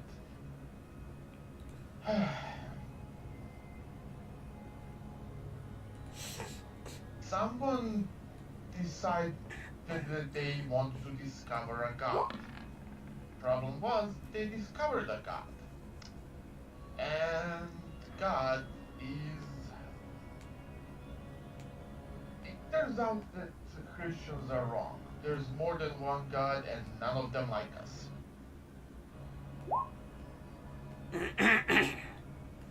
Okay, you can stay hidden, Richard. And he says, well, you know, And I have to say that... Of course, there are always idiots. As you know, human race is not really most stable emotionally or mentally. He says, well, I tell you this. This is what I know. I was very intrigued when you guys showed up about talking to you and asking you. And definitely, you know, when I saw how much you look like me, it was very, I was very curious about it. And I thought, well, you know, what could happen? Maybe he's my long lost brother, or who knows, something like that. And then, Not that lucky. and then you guys started coming up with, you know, those words, and as you continue talking, it just got weirder and weirder and weirder. And now it's just not necessarily sounding as much as entertaining anymore, but more so as to pretty fucked up. So I'm a little concerned about whatever it is that you're doing here. And I kind of want you to get the fuck out. Oh, don't worry, we're just waiting on our ride, so to speak. Have a good one then. Come on, guys, let's leave this woman and go alone. Yeah, you're... Yeah, fucking God. Yeah. As I'm... John's like literally delirious at this point. And you see that... Like, grab his arm and, like, pull him. And you No, see that... he's going out, and it's just... The other Daniel Just Anderson not looks... The other Daniel Anderson looks at you guys as you're leaving, and he has this look like... This fucking whack jobs. Enjoy eternal damnation, you failure.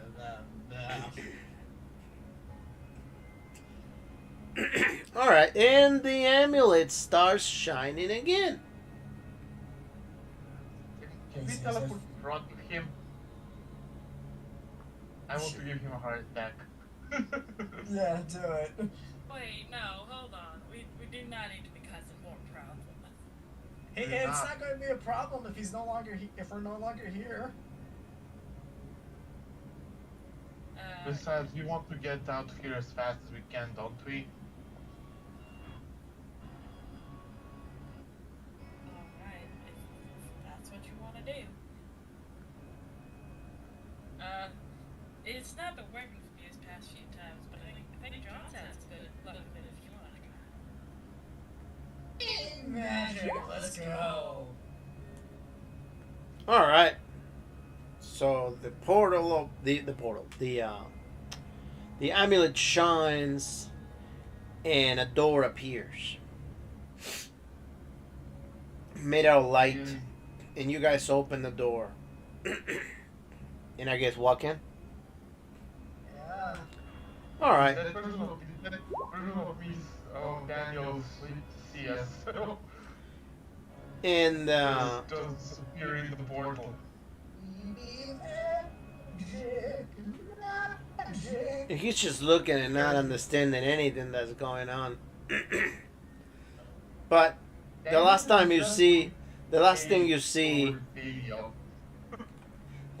you see is Daniel pulling a gun out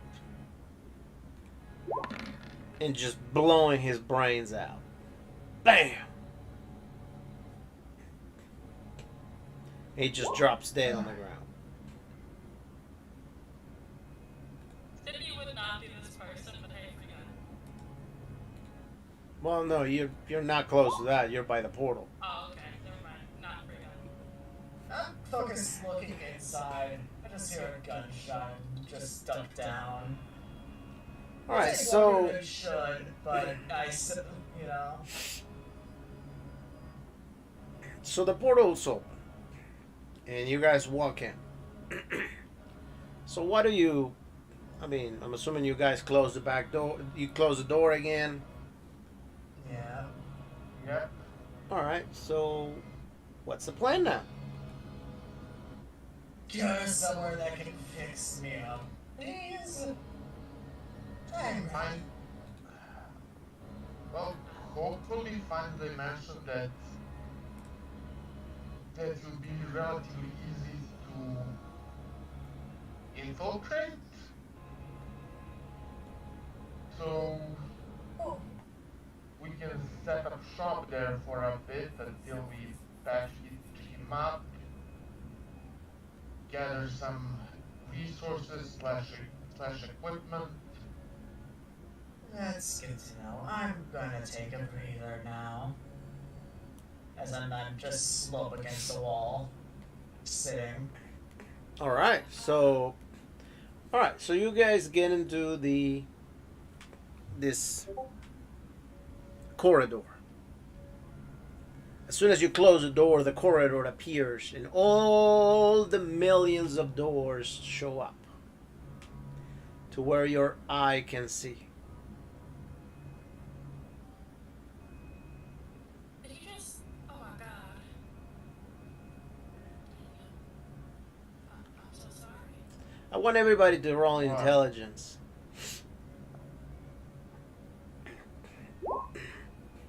Why are you apologizing?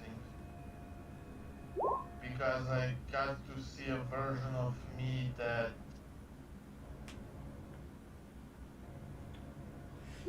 So at this point in time, those of you that passed the intelligence roll, you managed to realize that provided that you showed up to a world that, that it wasn't chaos, and you managed to travel somewhere where things were not as bad. However, it took you almost no time to make it corrupt and bad to the point that you caused somebody else's life.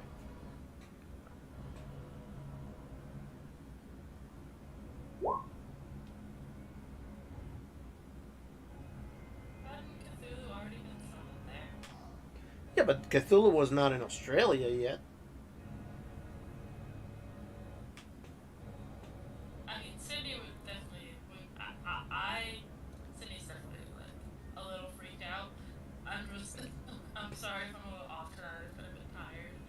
So she it's fine. definitely Yeah. should not have just let that slip.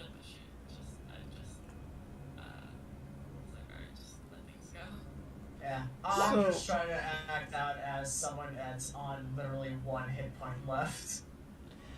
So, Oh yeah. everybody, go ahead and roll your power. Wah,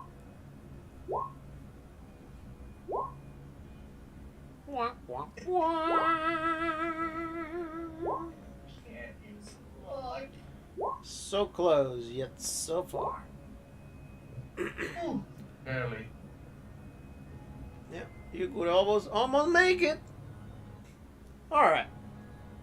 So you guys open the door again, and you see a blue sky. This time around, the sun shines, and you are over there in Australia too. However, the city's back in one piece. The buildings look very much almost as if they were new built. Very tall buildings in the distance.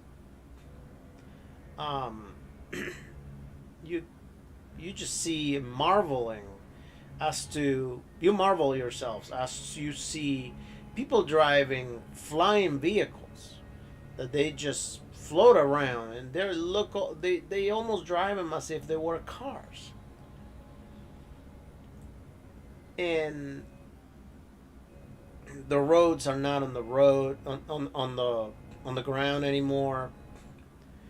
You see how people just seem to be happy, and the people that walk around you on the ground, they seem to be wearing this very strangely futuristic outfits, look more like leotards than anything else.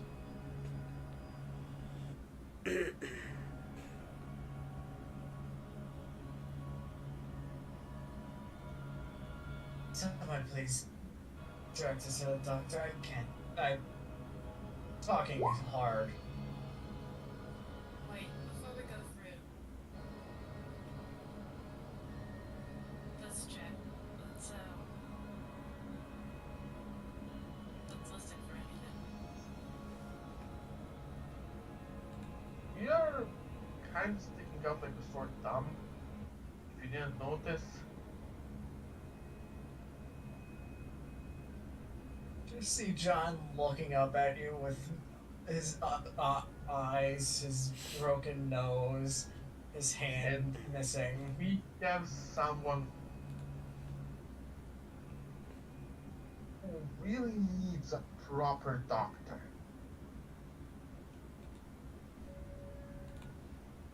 I don't have equipment necessary to even start backing him up. A couple things I want to check. Are there people of different races around? Yes. Like, are we okay? Are we getting like? Are we gonna go to super racist Disney World, or is this like? Okay, so it does seem like people are commingling. Yeah, people seems to be very friendly amongst each other. Some people are just walking around eating what you don't know yet what it is, but ultimately as a player you will know that they're eating an ice cream cone, just walking around talking with each other. Some other people are riding flying bicycles. You see somebody riding a floating skateboard. People walking around, they seem to be enjoying themselves. There's vegetation everywhere, but the vegetation seems to be very, very controlled, almost as if it is planned. It is a very futuristic type of place, even though, you know, the portal doesn't allow you to go in time, so therefore this is just a type of universe is 1920s. When you look at the sun, you do notice that the sun doesn't look as bright as you remember it.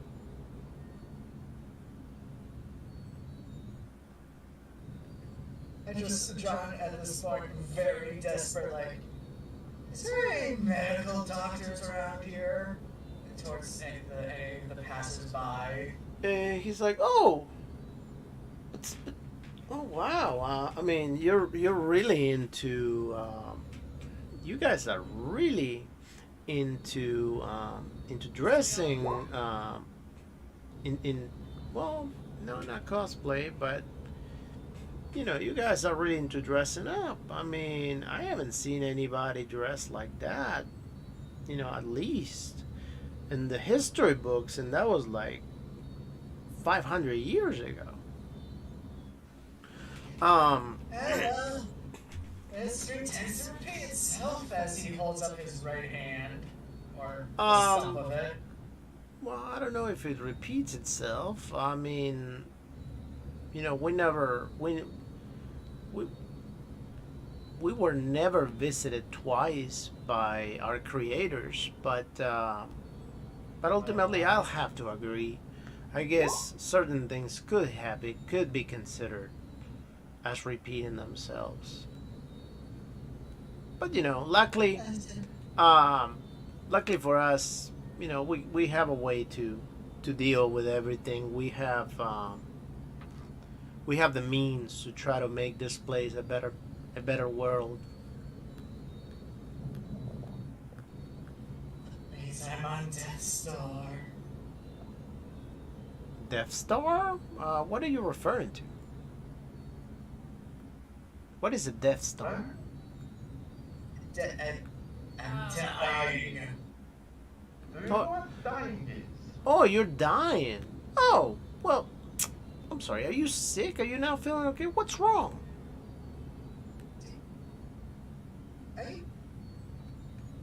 This isn't a birth defect, you know? As I'm, like, holding out my arm, like... No, I understand that it's not a birth defect. However, it isn't up to me to judge you for not having an arm. I mean, I would assume that if you don't have an arm, it's because you just don't want to have it. Ultimately, nowadays, you know, with our technology, you know very well that, you know, you're pretty much able to heal anything within seconds. And if you don't have an arm today or a hand, it's just because you just don't want to. Half an hour. Okay, should I just like look back, like You with a lost look? it just recently. I just. He lost it? I just gonna look back. You towards lost the it? rooms and- Oh, Well, where is? What did you do with your regenerator? Or, I mean, we Hello? were just away for a bit. Can we borrow yours by any chance? sure, no problem. Yeah, and he pulls this strange looking gun out. Oh, Hey, Hello? hello. So he pulls this strange looking like gun out, which is made out of some sort of plastic. It's got an LED panel to it that shows some strange numbers and all that. And on the front, he's got this area where there's some sort of light emitting from there. And he's like, all right, well, you know, I'm sorry you lost your own regenerator, but just hold tight. And he points it to your gun. And he's pointed out, he pressed the button, and he says, 5, 4, 3, 2, 1. And as he counts, you see your hand literally coming back out and growing out from your arm and completely regenerating. And also regenerating all your health. Oh, thank God, thank you very much. That's... you would not believe the hell of a time I've had. Thank you very much. I'm just... What is your name? I really must... Oh, well. I got to show my appreciation for you, my mom. Well, my name is John. I really appreciate it. I mean, you don't have to show me anything. If anything, I will be just pleased if you would actually shower and maybe get some clean clothes. But other than that, you know, I'm good. Oh, yeah, will do, will do. Have a lovely day now. Oh, thank you. You too. And are any of you hurt also that you may need assistance? Yeah, we did through some stuff. Oh, okay. Yeah. Just give me a second. And he just points the gun at everybody and just counts back from 5, and he just cures every one of you. He's like, you know what? I have another one of these at home, and I know you guys just lost this one, so here. He hands you the gun. John, do you want to have a look? Just in case you Yes, I am. And Alright, the creators would be very proud of you, my friend. Well, actually, yeah. I mean, thanks to them is that we have the technology we have today.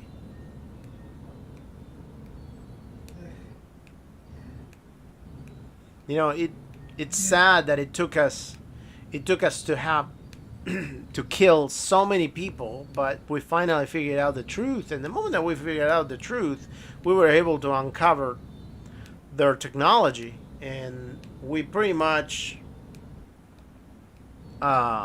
managed to take advantage and do all sorts of things. He says, "Do you see the sun up there?" He's like, Yes. "Well, about 300 years ago, we couldn't look at the sun, and today we actually can." And you notice that the sun is not bright enough where it blinds you. It's actually a lot dimmer.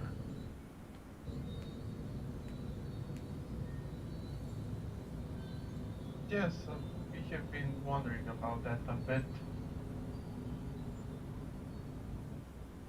As you can probably tell, we're not exactly, We're a bit of tourists, as you can tell. Well, do you know why that is? Because we have developed the technology to be able to build around the sun. We have encased the sun, and ultimately the technology, we have built something called a Dyson sphere.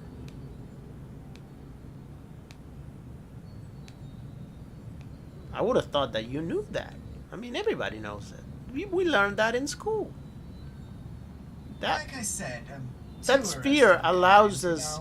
That sphere allows us to pretty much absorb all the energy that the sun can possibly release, and we use it. We can go anywhere in the galaxy at any point in time within seconds. Okay, out of character real quick. Should we just straight up tell him, like, about our situation?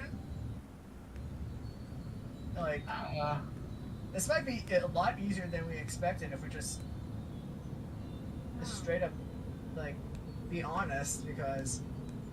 I mean, we might have, somebody would have probably to spook a shit out of him with something that he cannot, that is not technology, and would probably end up in jail, but... Then again, he said creators, so we might have something that's of them, i.e. either the amulet or the little statue Cindy has.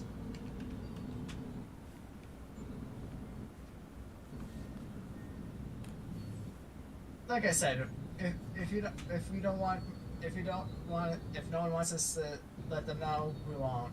I just figured, It'll just be easier than having to keep up with the lies. Yeah, Sydney's definitely a little out of her depth and is just like looking around. Captain? Yeah. But I'm all in favor to actually enter this place just for how much it could be helpful resource-wise.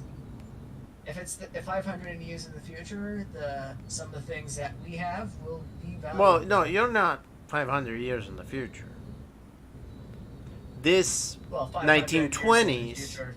these 1920s, because of certain different things that have happened and certain other discoveries that they have done as a whole in the civilization, have allowed them to get much further than what your 1920s. Right, no, I understand. I meant like culturally wise, since he did say that we look like something out of a history textbook and whatnot. So Yeah. it may not be 100 years for us; it would be 500 years for them to have something this intact and Yep. in this condition.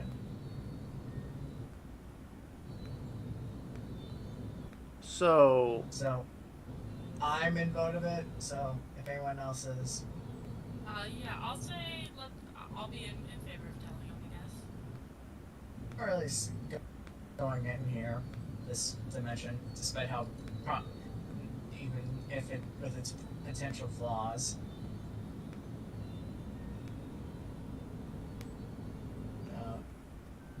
Didn't we already end up in there?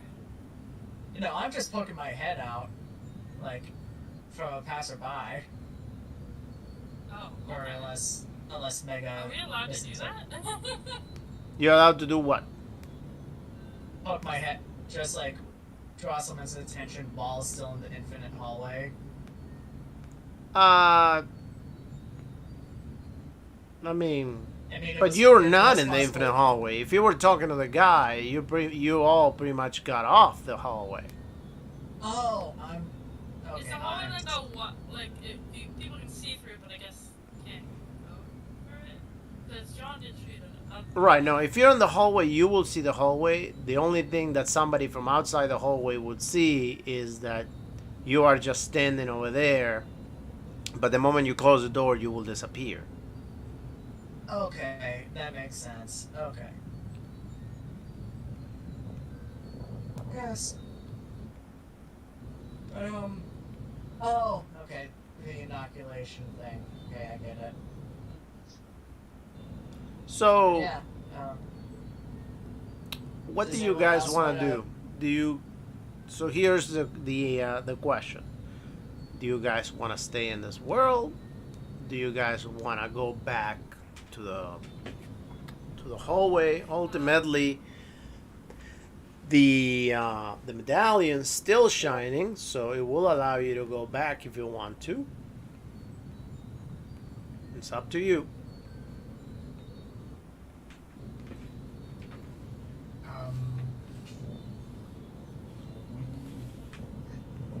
We do need some resources before we keep going.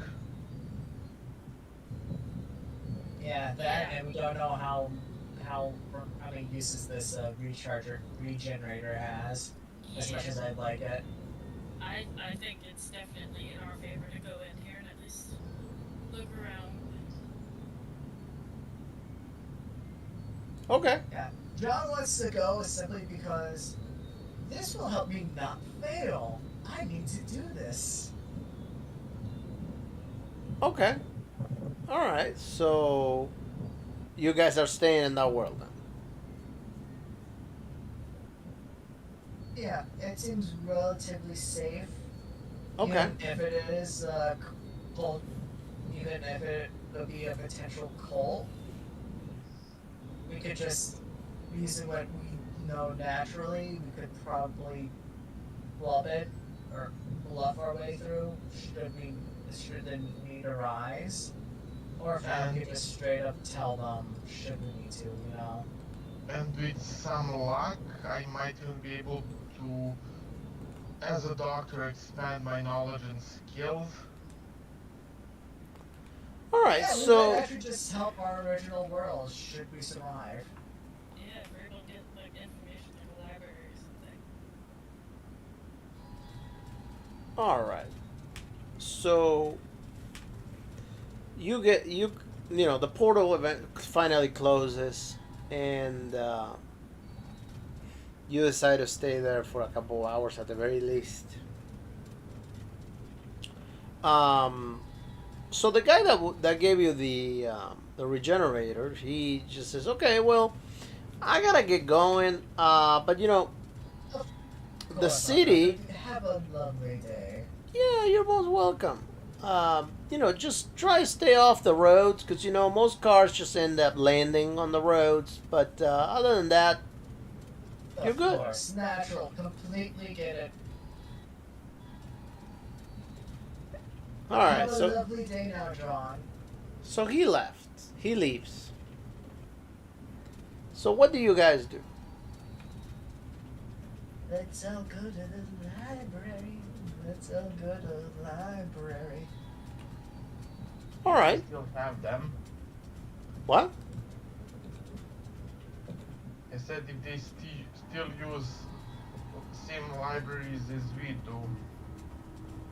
We gotta find computers from 500 years in the future. I don't think any of our characters actually knows what computer is. So Not like ultimately, you guys start walking around. Go ahead and roll. Actually, let's say that you do find a library. You know, it's just library, and I'm assuming you guys walk in. This library is a little bit different than your typical library.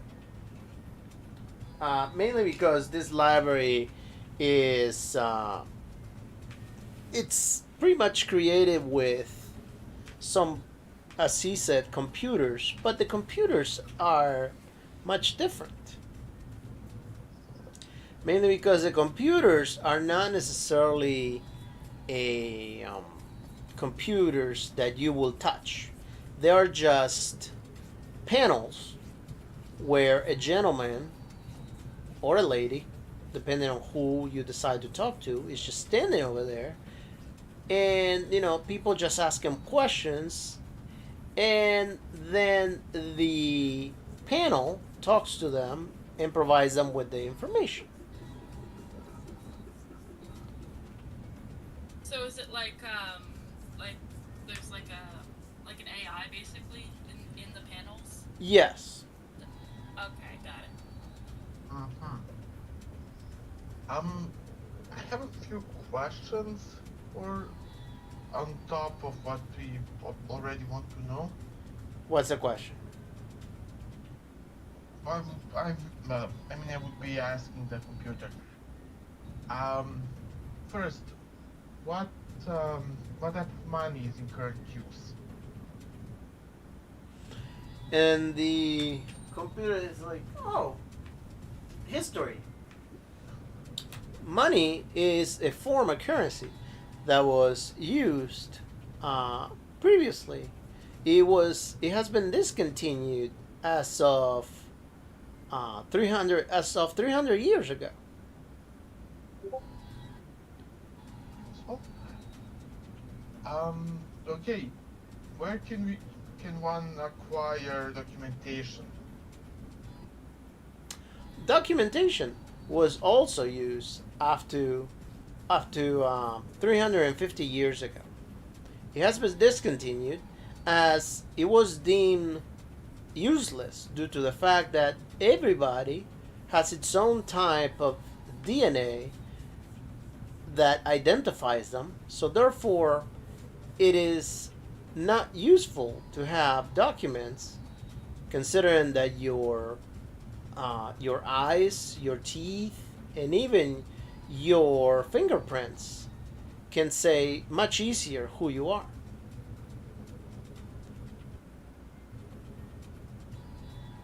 What exactly helps is.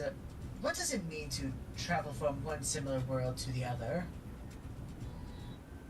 Well, you know, in our attempts to in mankind's attempts to continue improving and advancing, we have managed to conquer other worlds in the name of humanity, and we have been able to change other worlds and make them more Earth-like.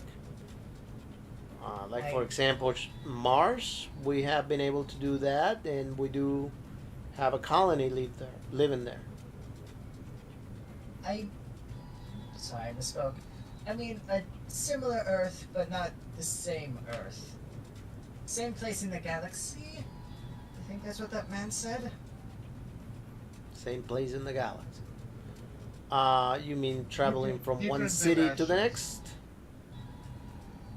No, different realities, different dimensions. Oh, Yes, I'm that. I'm sorry. I don't necessarily have any knowledge on that. Good to know. Sorry for that. Lord, I'm gonna. Good Lord, I do not know what to do. This is very newfangled. Imagine that let's just say we were like brand new born, and we didn't know anything. Just give us a rundown of what you tell like a brand new person. Just out of curiosity. Well, the rundown is that. What do you want to know? Do you want to know our history? Do you want to know our politics? History, the creators, all the major topics they teach in school. Oh, well, ultimately, we teach in school history, where a teacher is somebody like me, a panel with a in an animation of a human being talks to them, which is like me, and ultimately we teach them their history. Ultimately, previously or up to 300 years ago, it was thought that humankind came from religion or came from evolution, but ultimately all that was wrong. It was realized and discovered that that humankind was engineered, and therefore once he pulls out a name, let's say John Carpenter III found proof of this. He discovered a secret place on a pyramid back in Antarctica that had all the proof plus technology that we hadn't discovered yet. Once we, as civilization, were able to take advantage of that technology, we were able to achieve things that we hadn't before, such as being able to build a Dyson sphere and being able to create many things that have improved mankind's quality of life, amongst being the complete number one race in the galaxy.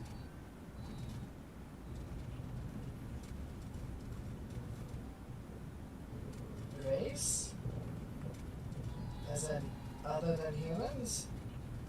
Well, there are other races than humans everywhere. A dog is not a human. Okay. A monkey is not a human. Sorry for disturbing. Not sure, not really good. But I didn't have to apologize. I just have to go to a different terminal, correct? For what? If you want to check something. Yeah, go ahead. We all will provide the same information to you. Oh no, I'm aware. I just want to inquire about something else while not disrupting my friends acquiring the information they require. Yes, this is a bit of a group project of ours. You know, the fun little thing. Anyways. Okay, no problem. And when you And if you go to another terminal, you see that the same AI just appeared. It's like, okay, now that we're in private, what can I help you with?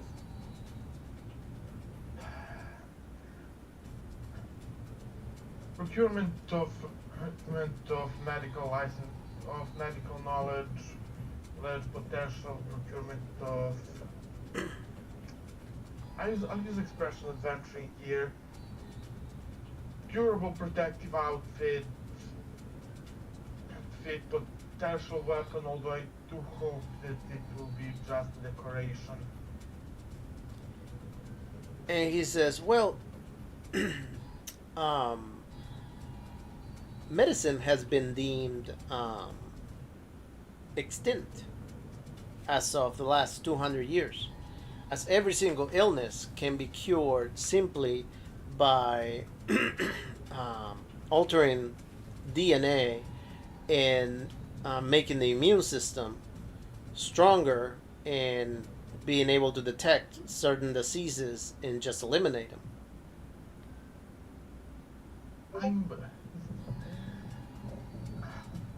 I'm fully aware of such advancement. On the record, is bullshitting. But I came to a conclusion that it doesn't harm to possess advanced knowledge in medicine. Who knows what can happen or when? Well, accidents happen, and we may not have the access to equipment necessary to heal injuries on the spot.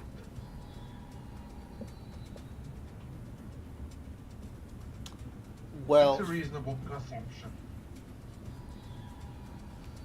He says, well, those are those are advances that we have made, and ultimately we have edited humans' DNAs in order to be able to detect viruses, bacteria, and anything that could be harmful, and to have their own immune system fight any kind of disease. That's how we managed to destroy cancers. That's how we managed to destroy AIDS. That's how we managed to destroy many things. Hepatitis, etc., he says.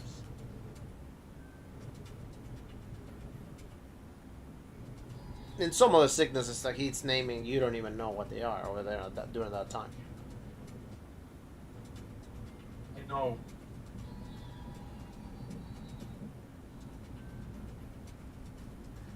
Historically, at that time, cancer wasn't a known disease. Right. Neither was an HIV. Yep. Although today there are theories that HIV has been artificially created, but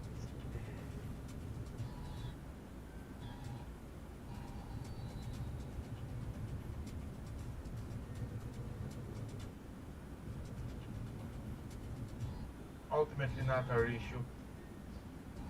So, all right. So going back to the group. So what do you guys want to do? Cindy wants to ask more about the creators. Okay. So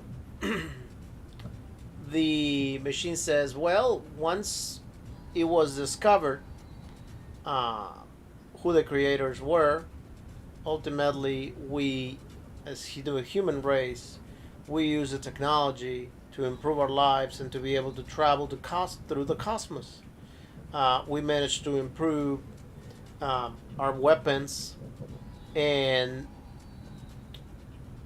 built a spaceship that were going to be able to allow us to travel through time.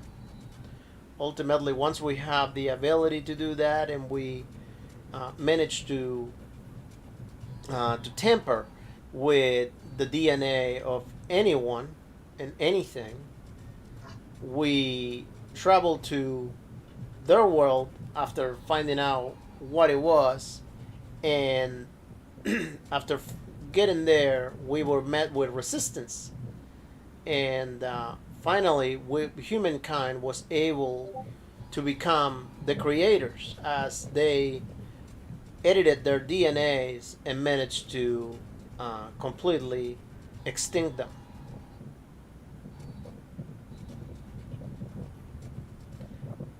And then becoming the top race in the galaxy.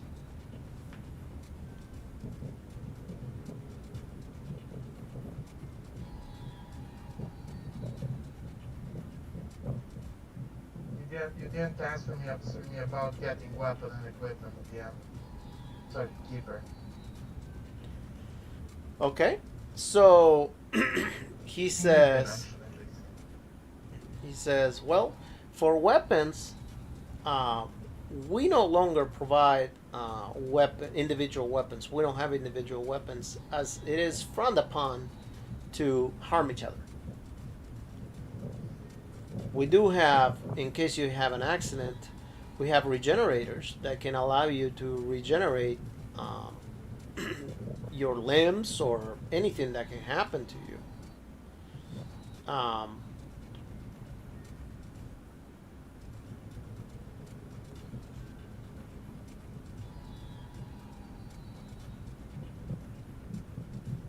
So? Oh, hi.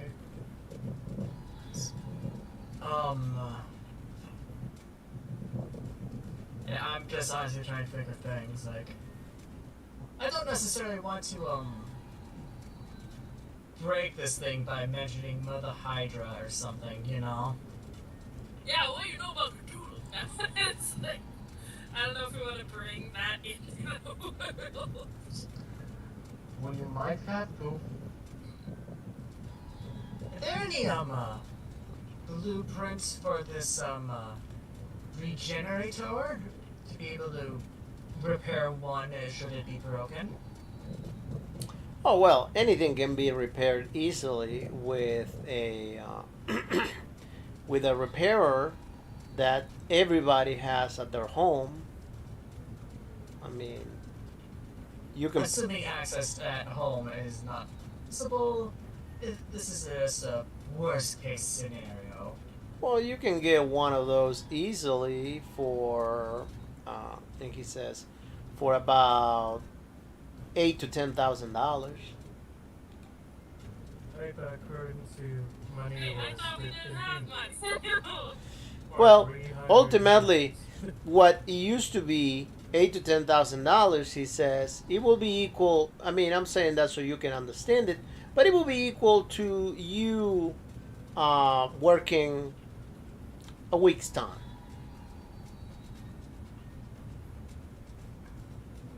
Where can we find work? Well, provided that you have the right studies and the right implants, then you should be able to find work easily by doing anything that is needed. Ultimately, human beings are capable of doing many, many more feats than humans were able to do 300 years ago, and now certain humans can run as fast as the speed of light. Some others can jump as high as buildings. Some others are just simply super strong to where they can lift extremely heavy things. Pretty much, we have been able to cater humans to be what they need to be in order to improve society. Humans are just grown. Certain humans are just grown that way, and that's pretty much what they do. And this generator work without a Dyson sphere. No. It will need to be reached. Well, I guess it could, but you will need to harness probably a lightning bulb in order to charge it, as it will require tremendous amount of electricity.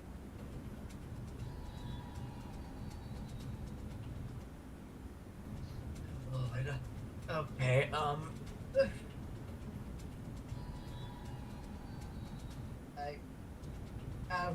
character, I have no clue what to ask next, if anything. It just shows how out of date we are with this society. Yeah,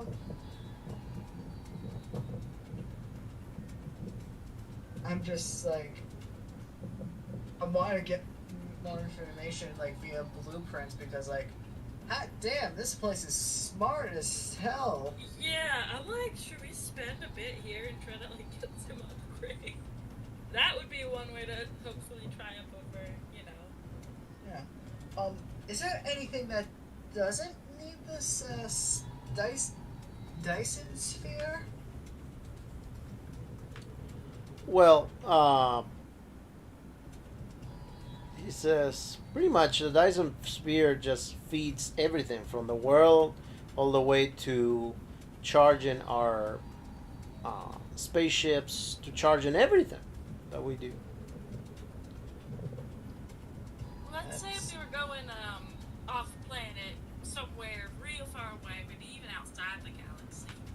This is just an example, hypothetical, if you will, since you're so smart. And we wanted to get, I guess, implants or protection, anything that we could use for a long, sustainable amount of time without access to the kind of energy required from a Dyson sphere.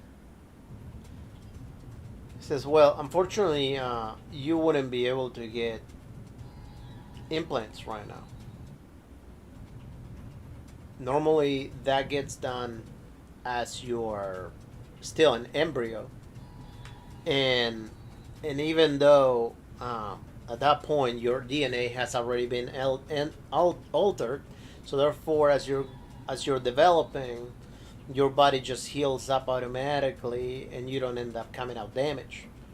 Doing anything like that now, if you haven't done it yet, it will render you harm for which you will just not recover.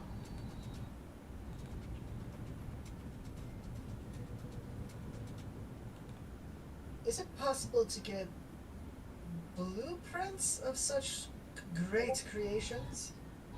Such as yourself. You continue mentioning blueprints. However, everything that we have is just in our on the cloud, pretty much on our master computers, and ultimately is just saved for the whole world to build them. And those are not necessarily things that can be built unless you have a computer that can build it. I just like the feel of the paper, you know. Just the sensation of feeling it between my fingers. You know how that is, right? I do not know really, because we discontinued the use of paper about 350 years ago, as we didn't require the use of harming trees to communicate or to preserve information.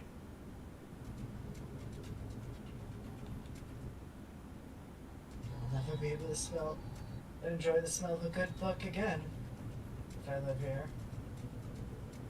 Well, books are no longer needed to be read. Ultimately, through implants, humans can learn information in a matter of seconds just by tapping into the network. So wait, who's the lead researcher here? There is no such thing as a lead researcher, mainly because all the information is just shared with everybody, and anybody that just finds anything new, it gets automatically uploaded to the cloud and shared with everyone.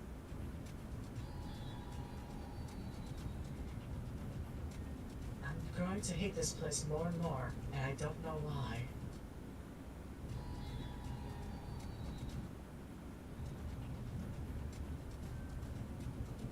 John is just gonna take a step back and just start taking deep breaths like, this place is fucking hell, this is hell, this is hell.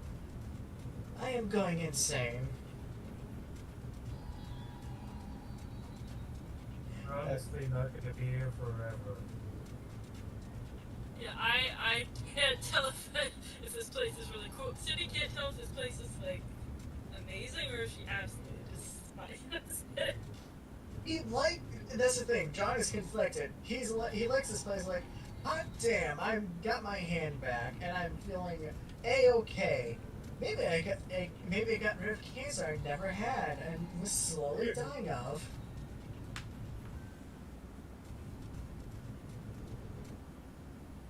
But no, now he doesn't know what the fuck to do. He's conflicted. He's like, this place is amazing. Yeah, we'd have to But stay what for like years to learn anything, I feel like. But like, No, don't what need the that. fuck is this implant or JPEG? Honestly, I got implant and embryo, so it's like, honestly, there's no way we would be able to live here or stay here. Because We're we would require homeless. work. Exactly. And potential Well, yeah. cannibals if it comes to that. Yeah. We stayed here, we'd be homeless, we'd have no source of food, nobody would hire us. So, Yeah, I mean, we'd have a lot of problems. You are Unless we out, in that unless world. we outright. In that world, you are truly the man of Cro-Magnon, pretty much the Neanderthal oh, of the. Neanderthal. Well, actually, not even the Neanderthal. You're probably even further back, because they have probably almost like 400, 500 years of advantage on you, and they are just a higher type of civilization altogether. So they're not necessarily even regular humans on the sense anymore. Yeah, Sydney's just trying to. I'm just trying to think if we Ooh. can like bring Quit any thinking of about what this, they bro. have to help other worlds. I think they have weapons. They don't they have said any. they don't. You don't? They just don't need them. For example. They don't have them because they just don't need them. Yeah. they're And like if that. anything, I mean, we may still be going about it wrong, as if we're trying to blend in instead of being like, hey yo, look, check us out. We don't got no implants. We got Can you no help things. us? Study us. Help us out, and we'll let you study us and shit. Yeah, we'd be captured by the government Project. for The the problem- rest of our lifetime. Yeah, the problem is if there's any chance of them turning on us, we have basically no way of fighting back, right? Yeah. So that's Technically, the other way, because if we have while we do have the weaponry, they don't. well, but we don't know if like the entire city is weaponized or something. If they don't need weapons, right? Then they just Wait, might they have. don't need weapons? They don't have any. I doubt they would Oh. have it. Yes. So they might like we don't know what kind of crazy stuff they have, right? Is the problem, and like realistically, that's like I don't Let's know find how. out what crazy stuff they do have that we might be able to And- use. And I'm just just using this as a store. just because they don't need any weapons, doesn't mean they don't have any. And Yeah. he did say specifically that civilians don't have access to them. I don't know if there's soldier bots or something. Like, not that we would even know what that is, but the fact that there's like Yeah. people on a flat surface talking to us that apparently aren't real people is already crazy to us. So, and like half the stuff Putting they're it making doesn't make mildly. any sense. Yeah, but Yeah. compared to the rest of the shit we've seen, this is mild. Well, I mean, in terms of like cosmic horror, yes, but in terms of technology, this is the craziest thing ever for us. Yeah. Actually, John's going to come back. What do you have on a John Pro? On a what? An individual named John Crow. Born in London. John Crow. No, we don't have any information on a John Crow. Mainly because most records of human beings, unless they have been humans of historical importance, have not been kept for the last 400 years, as humans are no longer reproducing by themselves. They are being engineered uh, with different types of enhancements. So therefore, there is just no need to continue keeping records of who's born and who's not. Um, Not to mention that most humans nowadays are capable of living up to 2 to 3 thousand years. So there's just birds are very very controlled, and they're not a top priority. But what if someone was to be Naturally born. yes, no implants, no nothing? What would happen to them? Most humans don't necessarily have the capability of being naturally born nowadays. They would, On the off chance, theoretically. right? They just don't. Most humans are in a sense sterile, mainly because they are in need of a certain equipment to help them into being able to conceive. A human being, in order to conceive a child, needs to acquire some sort of permit, and before they can do that, they need to get this machine. And he shows you an image of the machine where the man would insert their ding dong in it, and the machine by force will extract their DNA. It's not even semen anymore. It's just DNA, so blood and stuff like that. And then the machine will take that DNA and will mix it with the female's DNA and will add it into an embryo, and that embryo will just be born out of their union with all their implants that they have been selected for that child, and all their advances as to what that child is supposed to be in society. So therefore, it could be very very fast, very strong, very smart, whatever is just needed from that child. I like to imagine the whole group was like blushing heavily at the mention of that whole thing to fat 1920s and standards and whatnot. Danny mostly just seems confused. But Why what? they would say ding And- dong instead of penis or something. Well, So funny presenting. penis. That's And fine. Up Penis. doesn't really care. He pretty. He. I mean. He's heard and saw everything. So So. what if what Humorous. Theoretically, if humans was to be born through natural means, what would be procedures about that? Humans cannot be born out of natural means. They just don't have the ability to produce sperm Theoretically, anymore. Well, what if there was let's say 500, however many years ago, right? There was a spaceship that maybe got stranded on a planet like outside the galaxy, and then there was a colony of humans who didn't have access to all this They would have gone extinct technology. after so long, unless they were able to continue getting into a regeneration chamber, or if they went use that regeneration chamber to procreate. Well, what if it was before? humorous.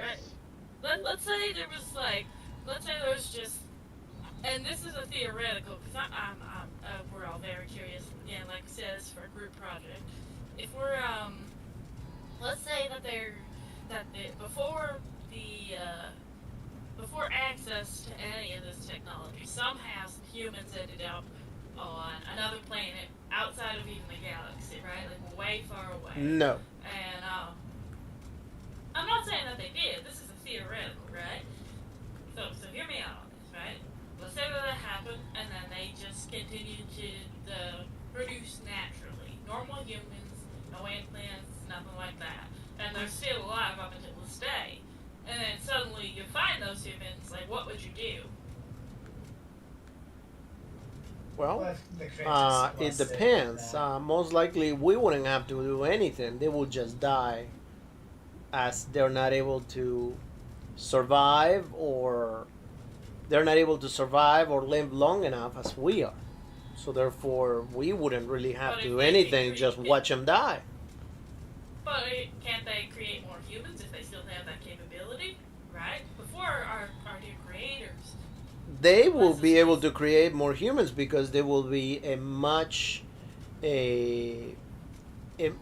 older type of human than we are. We are a much more advanced type of human. We are not. You could even probably say that we're no longer human, in a sense. Well, I mean, not in the initial sense, right? But it's so you would just make them go extinct then, probably, or just let it be. Well, yeah, we wouldn't be able to do anything for them, as we just don't do things in that way anymore. So we don't have a way that we can possibly change them. You don't have protocols for this. It's very strange. Feels like you'd want it just in case for something like that. The galaxy isn't everything, right? Like, Cindy's spouting like she knows this, which is really weird, because this is not, like, something in the time period. Like, I mean, we know there's stuff outside the galaxy, but Cindy saw the Milky Way in the sky, so she probably... She's like, well, look... I'm just, like, mouthing, what the fuck is she doing? As, like, and the others, like... He says, look, ultimately, this is what I can tell you. Humans cannot procreate on their own.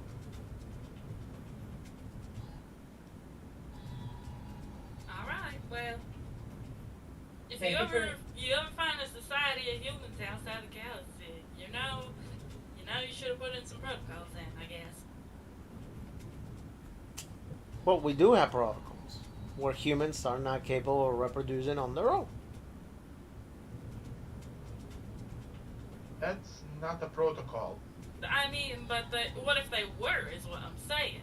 If these were just humans that got separated and lost and then stayed the way they were for a long time. We just don't have them because we have control where we go in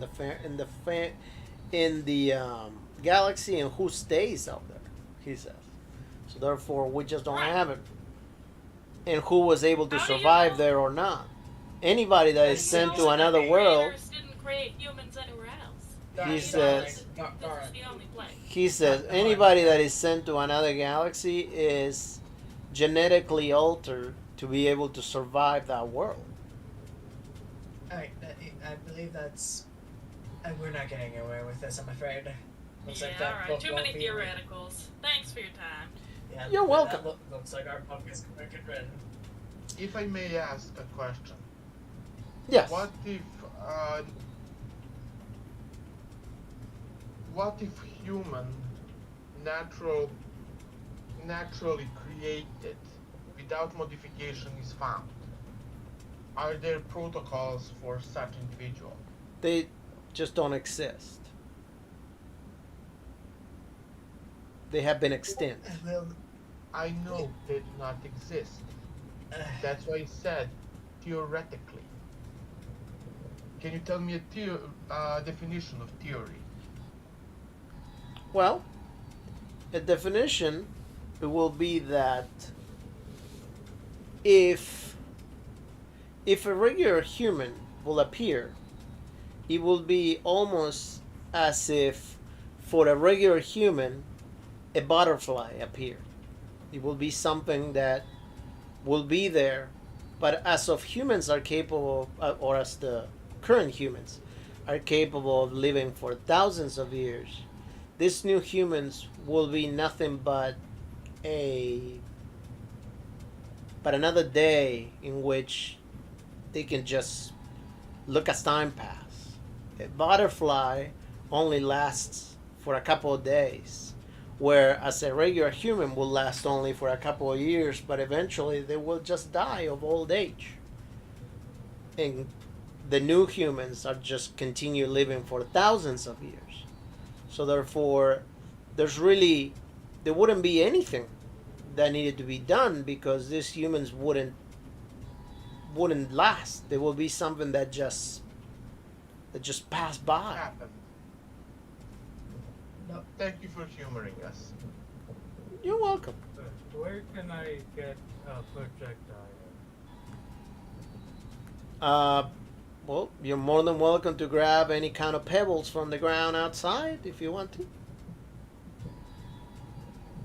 He kind of walks into that one, my friend. Yeah. Never mind. How much is a regenerator again? A regenerator is probably 1 week's worth of time for work. And the same with the repair, right? Well, the regenerator is capable of repairing most things. Yeah, at this point, I really want to break this thing for help. Like, Mega, you are doing a great job of... You're so good at being an AI. I hate it. It's so funny. With its inflexibility. That's why I just want to break it by mentioning Mother Hydra, showing it the statue, like, break, bitch. Like... Alright, well, ultimately, we're going to stop, as it is past 10 o'clock.